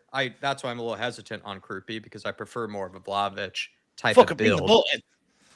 I prefer a type of build that way, but just thinking, like, a lot of our chances have been that sort of cutback to the sort and of top you're thinking of the box. The way you are right. You look at Krupi. One thing he's brilliant at is the striking of the ball. If you go back and watch a lot of his goals, his striking is actually very, very sharp. Like, if you, for instance, compare his striking of a ball to Matisse Tell-Udebur, who are in around the similar age. Here we go. Solomon. Set him up. Oh, lay it off, you fucker. You greedy fuck. Matisse Tell. Oh. Blocked. Man, he's took way too much out of that. That's greedy, that. Lay it off to Matisse, please, man. We've got Neil, Lancashire. That's why, again, you would have kept Lancashire, because you would just think some of the chances that have fallen to some of these guys, Lancashire hits that first time and just smashes it. Yeah. That's what I'm talking about, basically. Some of the chances that have fallen to our strikers, you would think, or just our regular players, you would think, like, a guy that really is a solid technician as a striker is just smashing that in. Yeah. Whereas we're watching these guys, I mean, as we've said, they're all Things young gotta and it's look pouring better down. out there. They're slipping and falling. And like we saw with Solanke and Richarlison on a bright sunny day at the training ground, they're slipping and falling. Matisse Tell looking to take the game to them. There's a back off to Manor. Can he get a good delivery in? It's a shocking delivery. I don't want to butcher the name. I do apologise. But Mr. Offline God, I actually got it right, to be fair. Mr. Offline God says, first time here and really enjoying the watch along. Says one of the best Spurs watch along on YouTube. Really appreciate that very, very kindly, sir. I'm glad that you're liking it. It's a little bit more intense when it's a regular game with actual consequences, but that's what's nice about preseason. It can be a little bit relaxed. Yeah. Yeah, you see me. You see It'd my. be a little bit of a different vibe come first game of the season, but yeah, as the games come in, you'll see me turn a bit more serious. Yeah, less of our food chat and less of our other random chats too. Which is well, it depends how the season goes. If we're shit, we'll end up resorting back to food chat again. If we're 5-0 down, that's when that sort of chat comes about. But oh Jesus, Austin, fuck me, it's been so sloppy this second half. It's that Davies. Looks like a change in silhouette. It is. Davis and Hardy. So Hardy stayed in. And I feel like that is still Takai on the far right. Good touch by Matisse. Good touch. Great Come ball on, Matisse. as well. Gets inside, runs into traffic there. Come on, Matisse. Whoever that is running beyond Matisse, I think he wanted to make that run sooner so he could make cut-ins inside. Mm-hmm. Oh, good midfield play there. Here. Conor Gallagher and Matisse. Good ball. Richie! Oh, you useless sack of shit. He's fucking useless. He went to chest the ball and it hit off his face. How does that even happen? Did it hit off his face? Looked like it. No. Okay, maybe it didn't. It wasn't head height, but he still has to do better there. Because it did look like a good ball. Oh, you got to do way better there. Cushion that down on the chest and tuck it home. That's actually what we should be doing when Solanke or Richarlison is on. Drop kick your teacher. Honk. Big up ours. Benjamin. What's the talk sport? They do the duck quack. Pretty good impression, that, actually. That's my favorite. I don't know why it's so funny every time, but the duck noise is always so funny. Yang. Archie Gray looks like he's gone out to right back here.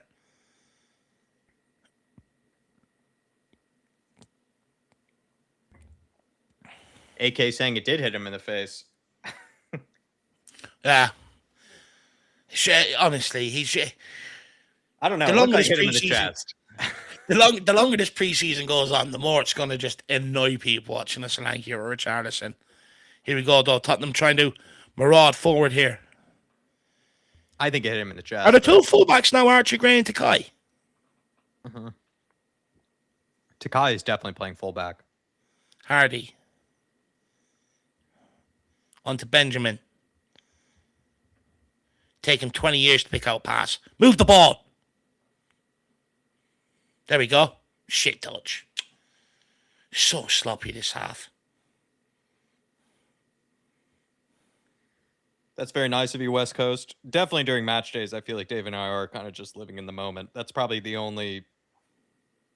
That's probably one of the criticisms, maybe sometimes that we are almost too in the moment during some of the games. Yeah.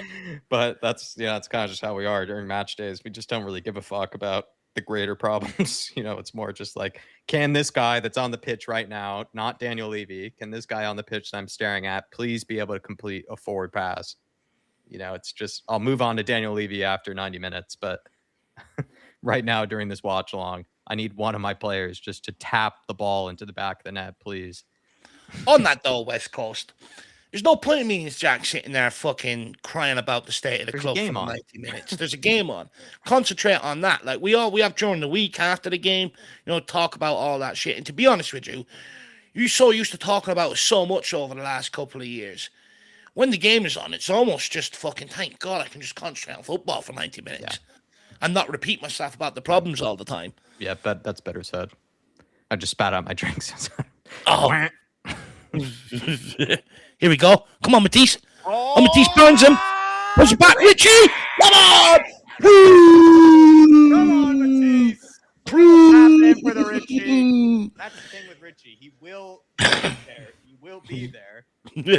And if he's 3 yards out, he ain't missing because it's hard to miss from 3 yards out. There we go, Richie. Come on, son. 2-0.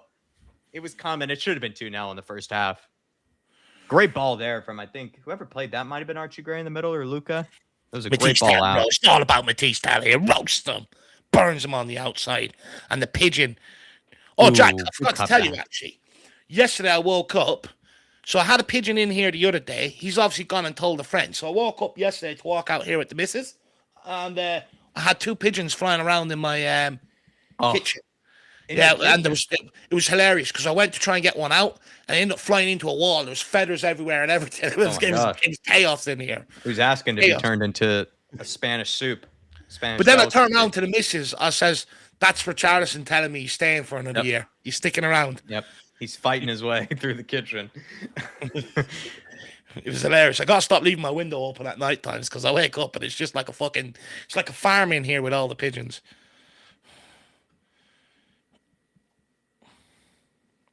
Steve Webb, Dave Ritchie would save Spurs some money. Good team, Auckland, says AK. He's not saving me brain cells, I can tell you that. Good team. Good team, Auckland. Yeah, good to have you back with us, AK. There it is. Can't miss that, says Tyler. Now do it in the Prem, says Joff. To be fair, he was our highest goal scorer in the Prem. Stevie Frazier. Watch everyone gas Richie up or a tap in. Good finish. Good finish. Do you know what, though, right? As much as he frustrates the living life out of me, is sometimes when you're watching him up front, you're like, actually, just kill me now. There's no point in living anymore. Watch if this is what it's going to be going forward. But his celebration gives me unmatched joy. Yeah, his celebration, he's a bit of a Holland. For some reason, gives me such a high in life. I think he's like Holland, where he's just something about him just kind of makes you laugh, like whenever you watch him.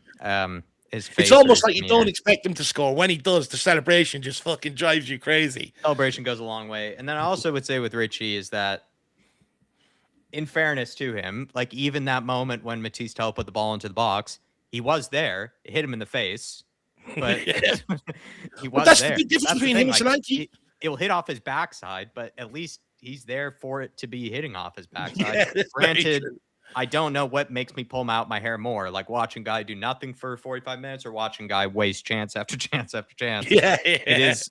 They're both infuriating, but sometimes I do just prefer at least to say like, well, there were chances.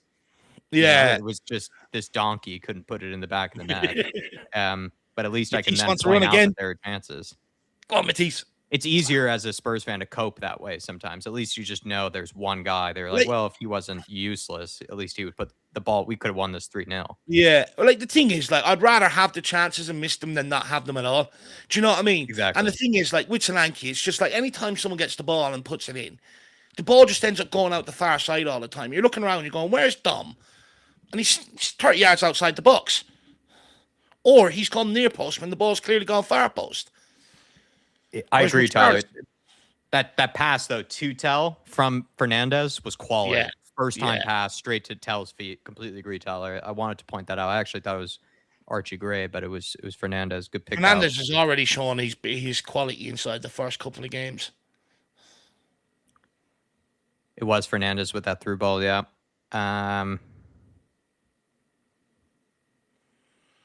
RST's calling me out for being fully dressed. I didn't know what you wanted to tune in for, RST. A bit weird if you wanted to see me not fully dressed on stream. Yeah, no, Sam's not on stream, artist. It's Dave. I was just looking at it there. I'm like, it's a bit of a strange comment to make because I'm pretty sure you wouldn't want to see me undressed on stream. Big up, artist, though. I do like you, artist. You do actually make me laugh. To be fair, it's scandalous for Dave to be fully dressed. I agree. AK Shags, yeah, Fernandez with the fruit ball. I'm surprised Richie didn't take his shirt. A tap in from 3 yards out. See him run around Auckland's fans like that with the jersey swinging over the head. Right in front of the goalkeeper as well. Takes his shirt off. 4 yards out. 4 yards out. Oh, good ball. Oh. Oh. Well done. There we go. That's hilarious. Come on, Matisse. Take them for a walk. Take them all for a walk. The only yellow card given in the friendly for Richie taking his shirt off. Oh, well done. Just play it back. Lovely play. Oh, Luca, not his fault. Oh, it's Yang. Or, sorry, Youngman Hook. Not his fault.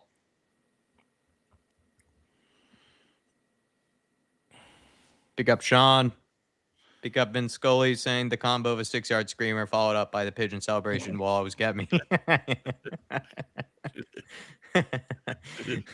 Oh, it's a good ball over the top here. Oh, good defending in the end. Something about the tap-in from Richie is just different. I agree. Oh, good Here ball. We go. Great He's got a ball. lot of space here as well. 2 players doubling up on him. He's going to have to put up with this. Ooh. Shifty. Good touch.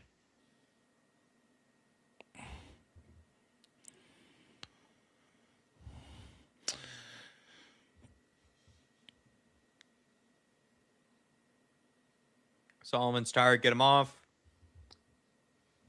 That's unbelievable play from Matisse Tau. For a goal. Oh, good ball. Oh! What a Good touch. Finally, Good touch. Good touch from Youngman Hook. Actually, to be fair, Solomon. he missed that sitter, and it was a good touch in the last game. He just couldn't. Yeah. He did everything right. I'm trying to debate. Do I go back to bed after this I know it's confusing. and then wake up and go and get a breakfast roll or something later on, or have a cooked breakfast later on and just chill out for the day? Or do I just stay awake and go gym? Probably second option is healthier. Tyrese Hall. I mean, to be fair, if you just went to the gym, then you come home, then you might just crash afterwards, which is at least you did something. You know, at least you got to do something afterwards, and then you get to crash for a little bit. But Tyrese Hall might be coming on. Let's see what you can do for the last 12 minutes. Oh, well done. Good pressure. Well done. It's now 5 a.m. for Dave, Tyler. 5:30.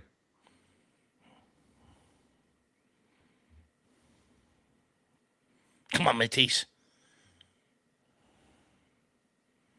Plays it into Connor. It's getting cramped over there on that side. Need to switch it. Need to switch it. It's just all the bodies. Keep it moving, man. Over there. Yeah. Try to play in the middle. There you go. Oh, good ball by Hardy. Oh, keep it moving. Look at Manor. Quick. Yeah, he's got Just keep it moving to Manor. He's in so much space. Keep it on the ground. Matisse Tau. Drive at him, kid. Have Drive another go. at him, kid. Have Drive another at go. him, They kid. do not There you want go. it. There's the feet. Did well, We though. pick He's it got up, time cycle here. it, Whip put it it in. Fucking Richie's in there. Just put it in. I want goals now. Let it hit his face. It's like that guy that's running for the elections in the UK, Matt Beanface or something. Yeah. Win that. Go on, Richie. I came across the funniest thing ever, which was this. I think I sent it to you. Maybe I did. But it's the guy who's talking about, like, your bird, if your bird were a guy. And it's, like, all these very masculine things.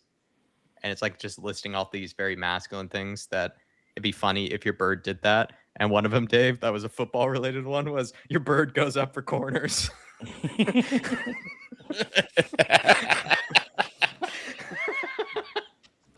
I mean, she's a tank. Your bird's Harry Maguire. For corner. Oh, that's hilarious. One of the funniest things I've ever heard. Oh, that's good. Who asked me what's in a breakfast show? How'd you not know? How'd you not know what's in a breakfast show? One of them was your bird in her sleep says two backs of four. That's brilliant. Whispers 2 packs of 4. AK shake. So what's in a breakfast roll? It's on a baguette. Usually I go butter, just a smear of brown sauce Your on bird's it. in the wall. And then it's like what you would have for a cooked breakfast: sausage, rasher, hash brown, white pudding, black pudding, egg if you want it. Your bird's in the wall. Your Your bird's the bird goes up. strategy. Your bird goes off corners is just insulting. So funny. Your bird's Peter Crouch. Yeah. Oh, lay it. So. Oh, he still doesn't. Oh! Oh, straight at the keeper though. The Man, effort. just Oh, finish it, please. Can someone finish? that was straight at the Absolutely goalkeeper. destroyed Matisse whoever now that burned them was. all though. Destroyed whoever this was. See you later. Oh, see you later. Good play by Tell. I just need someone in this team to finish. Big up, Al Dante. Good to see you. Unbelievable skill from Tell there. You just got to bury that. Al Dante, Donnelly did have a good first half. I think Alistair Gold, looking at the halftime play ratings, gave him a very good rating as well. Mm-hmm. Win that. Free header. Oh my God. Who was that there? They didn't look very comfortable heading it. No. Ty Hall, I believe it Ty was. Hall.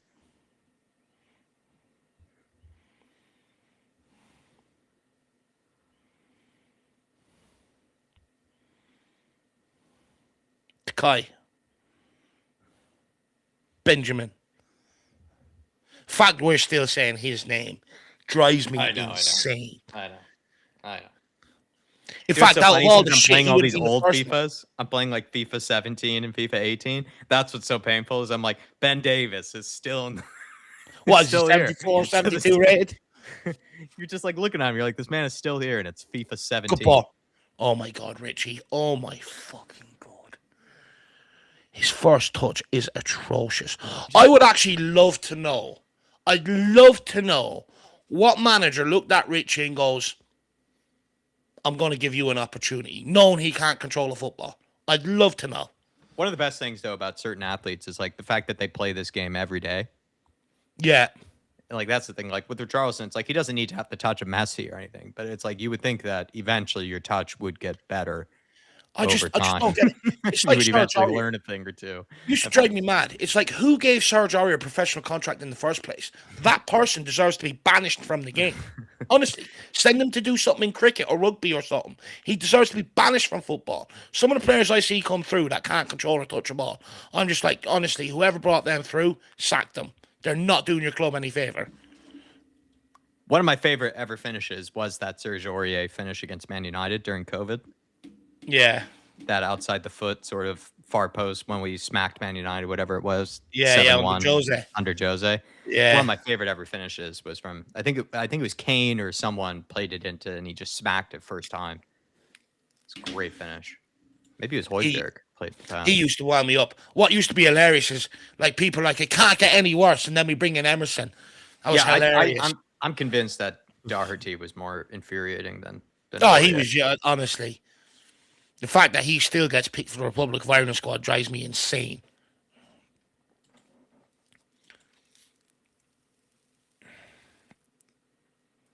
Aurier had some great moments, just a lot of bad ones. I think his best ball was in a Tottenham jersey when he hit the cross and it deflected into the goal, didn't it? Nah, Aurier. I hated Aurier as a player. You should drive me insane.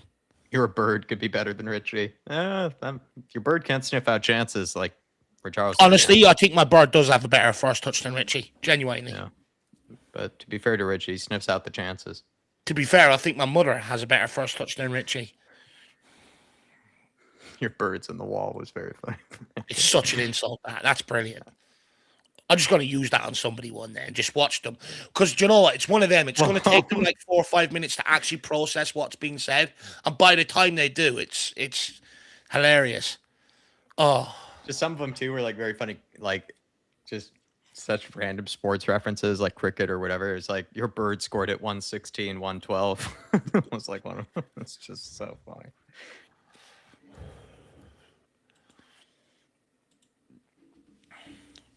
In really, oh yeah, what another one was your bird puts her hand behind the passenger seat when reversing. yeah. Like exclusively. Have you ever seen a woman ever do that? Put their hand behind the passenger seat. Cyrus wants Dyer back. Dyer by name, Dyer by nature.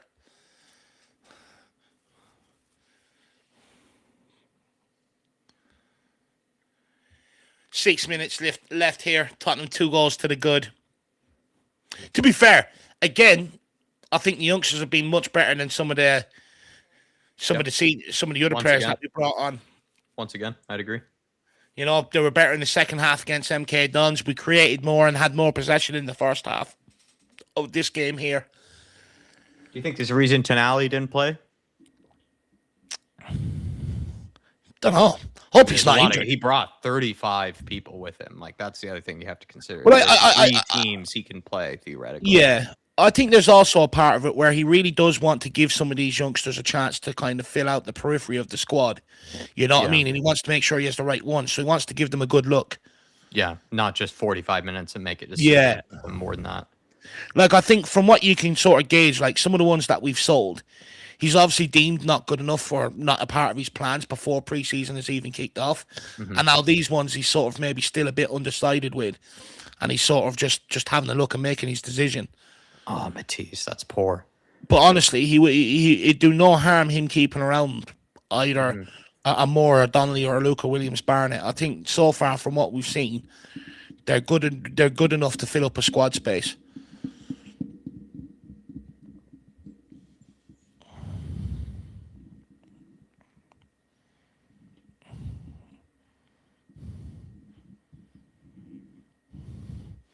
Honestly, if I was this guy coming on for Auckland, I'd be going mad. I'd be like, 5 minutes left, and now you're trying to bring me on. It's a friendly. You could have played me at halftime. Some people wanted to see Mason Melia being given a chance. Would have been nice. Shows maybe that he's not that rated yet.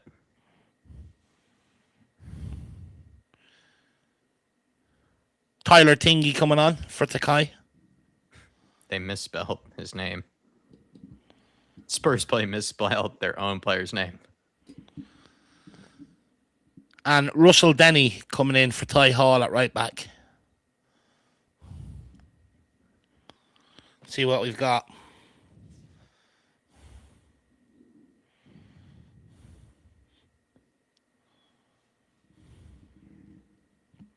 Tyler Tingy is on. What a name, says Tyler. Tingy. Good ball. Here we go. First look at Tyler. Oh, Lord. It's not a great look either. Close your eyes. Wait. Picks up. No, it doesn't. What time will be the game versus Chelsea? Your time, lads? It'll be 7:45 in Australia. I think it's 10:30 in the morning for me. Let me double check. That's not terrible. No, that's a good one. You get it over done nice and early. You have the whole day ahead of you. Get a double bacon, double sausage, double whatever. It's TV, yeah. Yeah, 10:45 in the morning for me. And then the same as the Sydney one, 10:45 in the morning. Not bad. Geez, they're early ones for you then, Jack, were they? Yeah, that's a toughie. Were they for you? 4, 5, 3? Yeah, it'll 2? be a 3 a.m.er. It'll be a 3 a.m.er. Oh, Richie, good block. Yes, this has to be a goal. Why are you playing backwards? Just shoot. Oh, good lovely flick. Play there. Tell. Just someone shoot it, though, man. Come on, we're playing with our food here, boys. We're playing with our spuds. Oh, unlucky.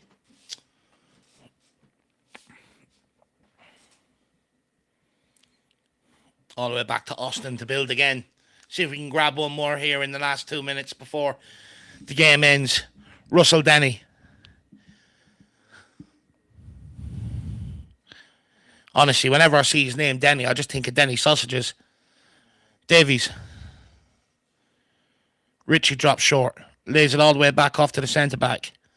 Russell Denny. Can your bird hit the pigeon?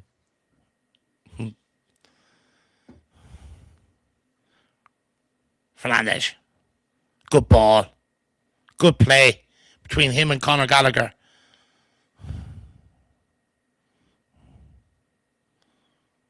Oh, there's a good run in behind there.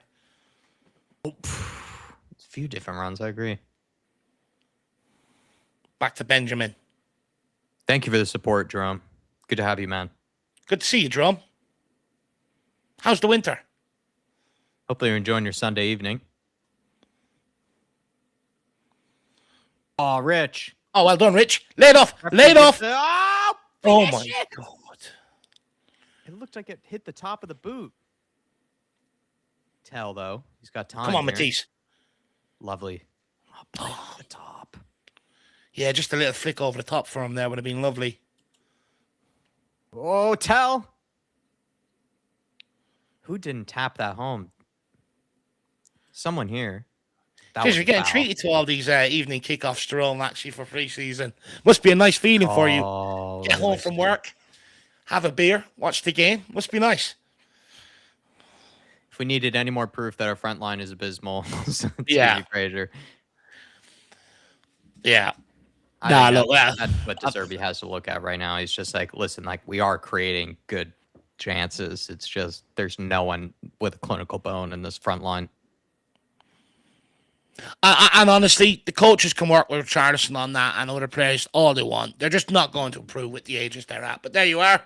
Spurs win 2-0 against Auckland City in New Zealand. First time travelling to New Zealand in 50 years for Tottenham Hotspur. And we win 2-0.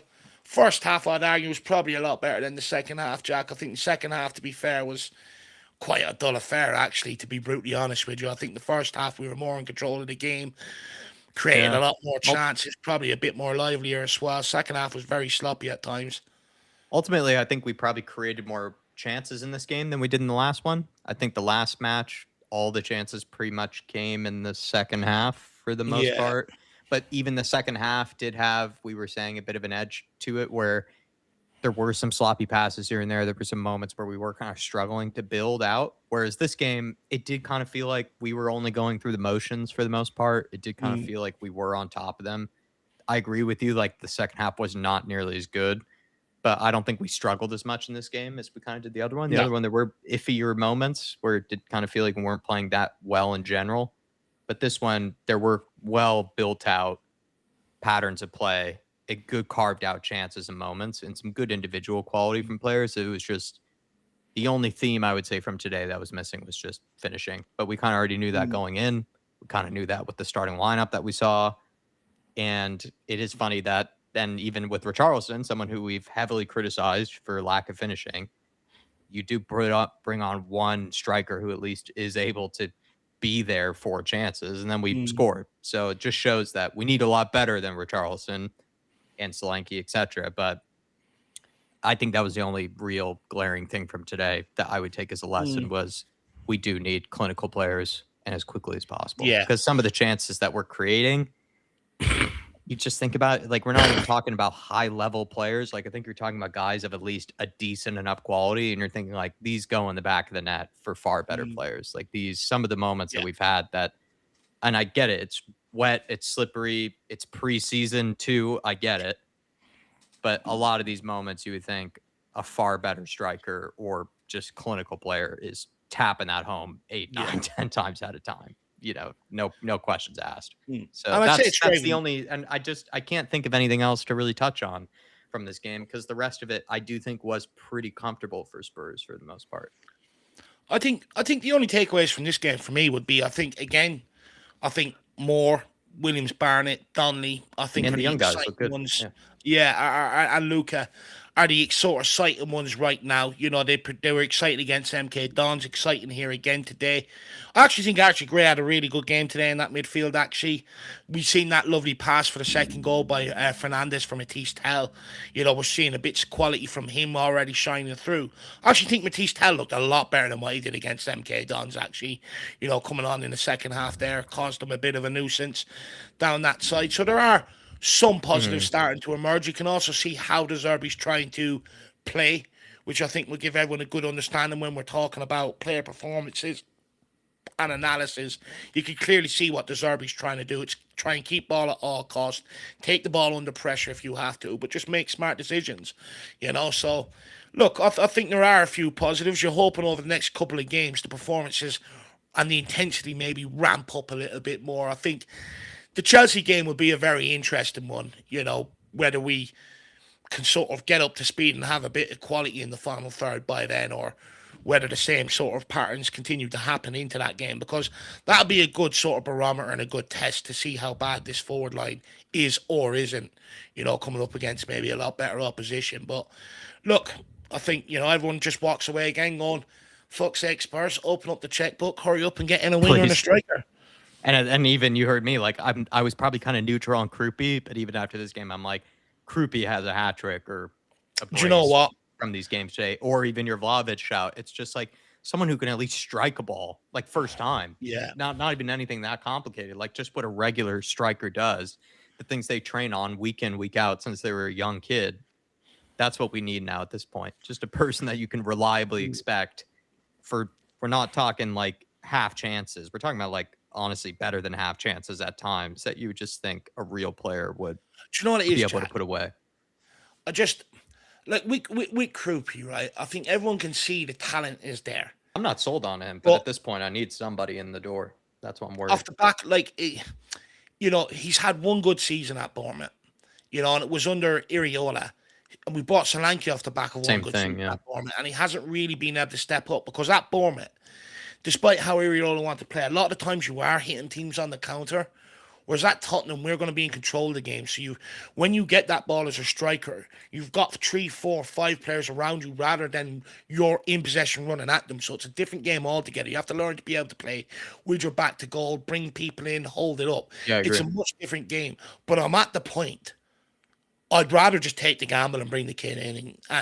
Someone who can strike a ball at this point. Exactly. Maybe it's not just Krupi, but that's what I'm saying. I'm that desperate at this point. Like you look at Dane Scarlett today. I know he got his tap in, but he also had maybe another 2, 3 opportunities. Didn't really make any great connection. Krupi would bury them. You know, look, we can't really actually complain too much about Richarlison today. He had one chance and he took it, to be fair. Yeah, no. But you know, I think Spurs fans are just looking for that extra bit of quality. You know, even a striker that can just get on the ball, get turned, and drive at people. You know, but look, I'm at the point now. I was initially a little bit hesitant, but I am getting to the point. I'd rather just take the gamble. Yeah. I don't even know if it's technically like Krupi per se. I'm just at this point, I need to see a striker that's just different to what we have right now. Someone who I at least can expect a little bit better from in terms of some of these moments, just putting them away. And I'm not even mad at the young players. Like it's just, it's hard to, it's like hard to analyze these games. And we've been doing, and David's point is we've been doing this for a few seasons now. Like it was under Ange. Now it's kind of the case under De Zerbi in the last 7 games that he had trying to keep us up, where you're kind of talking about your team playing pretty well for the most part. Yes, there may be some criticisms here and there, whatnot, but like you're kind of looking at it, you're like, oh, we played pretty well. I don't know why we're not 2-0 up by this stage. And it's just kind of a similar story to what we've had before. And we all know the solution, and it's just getting in better, more clinical players up front. But now I'm getting more desperate than I was months ago. Or it's like you can already foresee how it's going to unfold if we don't. You'll go into games, you'll dominate possession. You might take an opportunity on a good day, but then a lot of the times you'll be, you know, the way football works, you get hit on the counter and usually the opposition takes that chance and it's in the back of the net. And we're going to shell points because we don't have the ability to kill teams off when we're dominating games. And that's the most crucial reason why we have to bring in these players. Like you sent me something yesterday where it was like some guy tweeted going, Spurs badly need a left winger and a striker, and it was a picture of Son and Kane, and you're just sitting there going, oh, you know, the glory days, the good days, you know, watching 2 players just rip teams apart. Look, we badly need to get it done.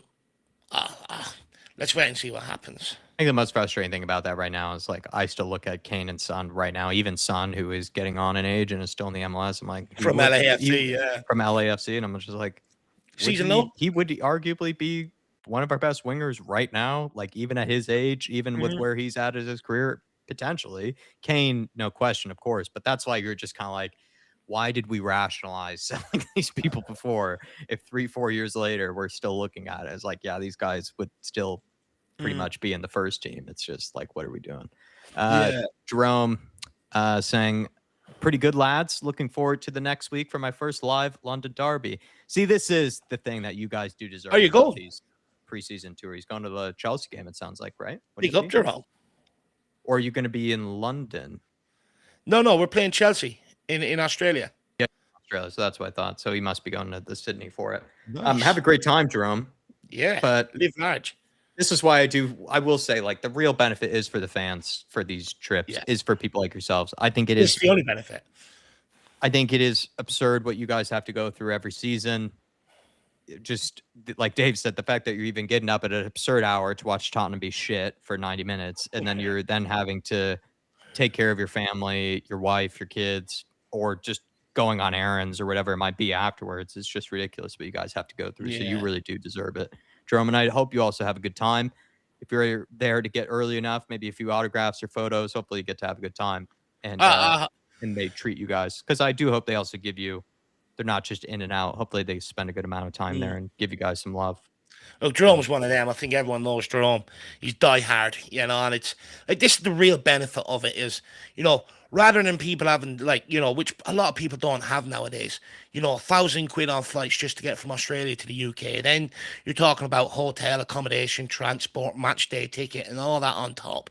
This is what like this is the only benefit of these preseason tours, these far-fetched, foreign lands and stuff like that, is the fact that like the people like Jerome and others over that side of the world, you know, because they are dedicated just as much as anybody else. Like these guys are getting up at 3, 4 a.m. watching games, and going about their day. For them to actually get down and be in and around it, just enjoy themselves, have a sing song, and enjoy what's in front of you, and watching your club. It's going to be a really good evening, Jerome. I really do hope you enjoy it, my man. Raven Madness, thanks, gentlemen. It'll be good to be back watching Spurs with you boys. Thank you, Raven. Appreciate that, Raven. C-Max saying Tell has been really good. Truth Sets Free saying Tell was lively. Patty Harnett saying we are winning the lot, not getting carried away at all, by the way. Big up, Patty. Telling Solomon we're exciting to watch this. Tyler, I think Solomon might have been the most dangerous. Solomon was good. And then Tell and Mikey Moore were kind of on par, I would say, with each other. Both look good. Both look lively. So he faded in the second half, Solomon, but he had a very good first half, to be fair to him. Your bird is the villain in a new Bond movie, says AK Stevie Frazier. Going to be dreaming my breakfast roll now. Andrew Burnett, big up chance. Glad you all were here. Glad to have you with us, Andrew. Thank you for the love, support. Yeah. My bird can get up now. I'm gonna go back to bed. Yeah, 6 o'clock. I might go back to bed for an hour or two, maybe. Your bird performed a flawless oil change, says AK Shags. Keep this thread going for all the live. It's very funny. It's one of the funniest things I've come across ever. If Sydney FC is hard, we might be bottom half again. I expect to destroy them now, but they are going to be used to time difference and more the first team. Yeah, I think Tyler, like this should have been, in my opinion, a 4-1, something like that. Even to give Auckland a goal might be a tad generous, but like they did have a couple of breakaways that you would think maybe a better team would have taken. Yeah. But it's not like there were tons. There were like a few that were dangerous breakaways, but it wasn't like they were happening every 5-10 minutes. They came every 30 minutes, I would say, those breakaways. But I would say this game should have been a 4-1. And that's what I'm saying with David, that these games are hard to analyze from our perspective because we feel like Spurs played better than sometimes the scoreline suggests. But then it's not like you can mope about that. It just comes down to finishing, and finishing is down to you. That's not down to unluckiness or anything. That's just down to your players not being good enough. But that is what's hard to analyze, in that it's not like you played terribly, essentially. It's not like you're it's not like it's terrorist football for 90 minutes, type of thing. Yeah. We played well. It's good to see us in possession, good to see some. There's like, if you look back from the two games, there's actually been some really good patterns of play. It's just about tying it together now.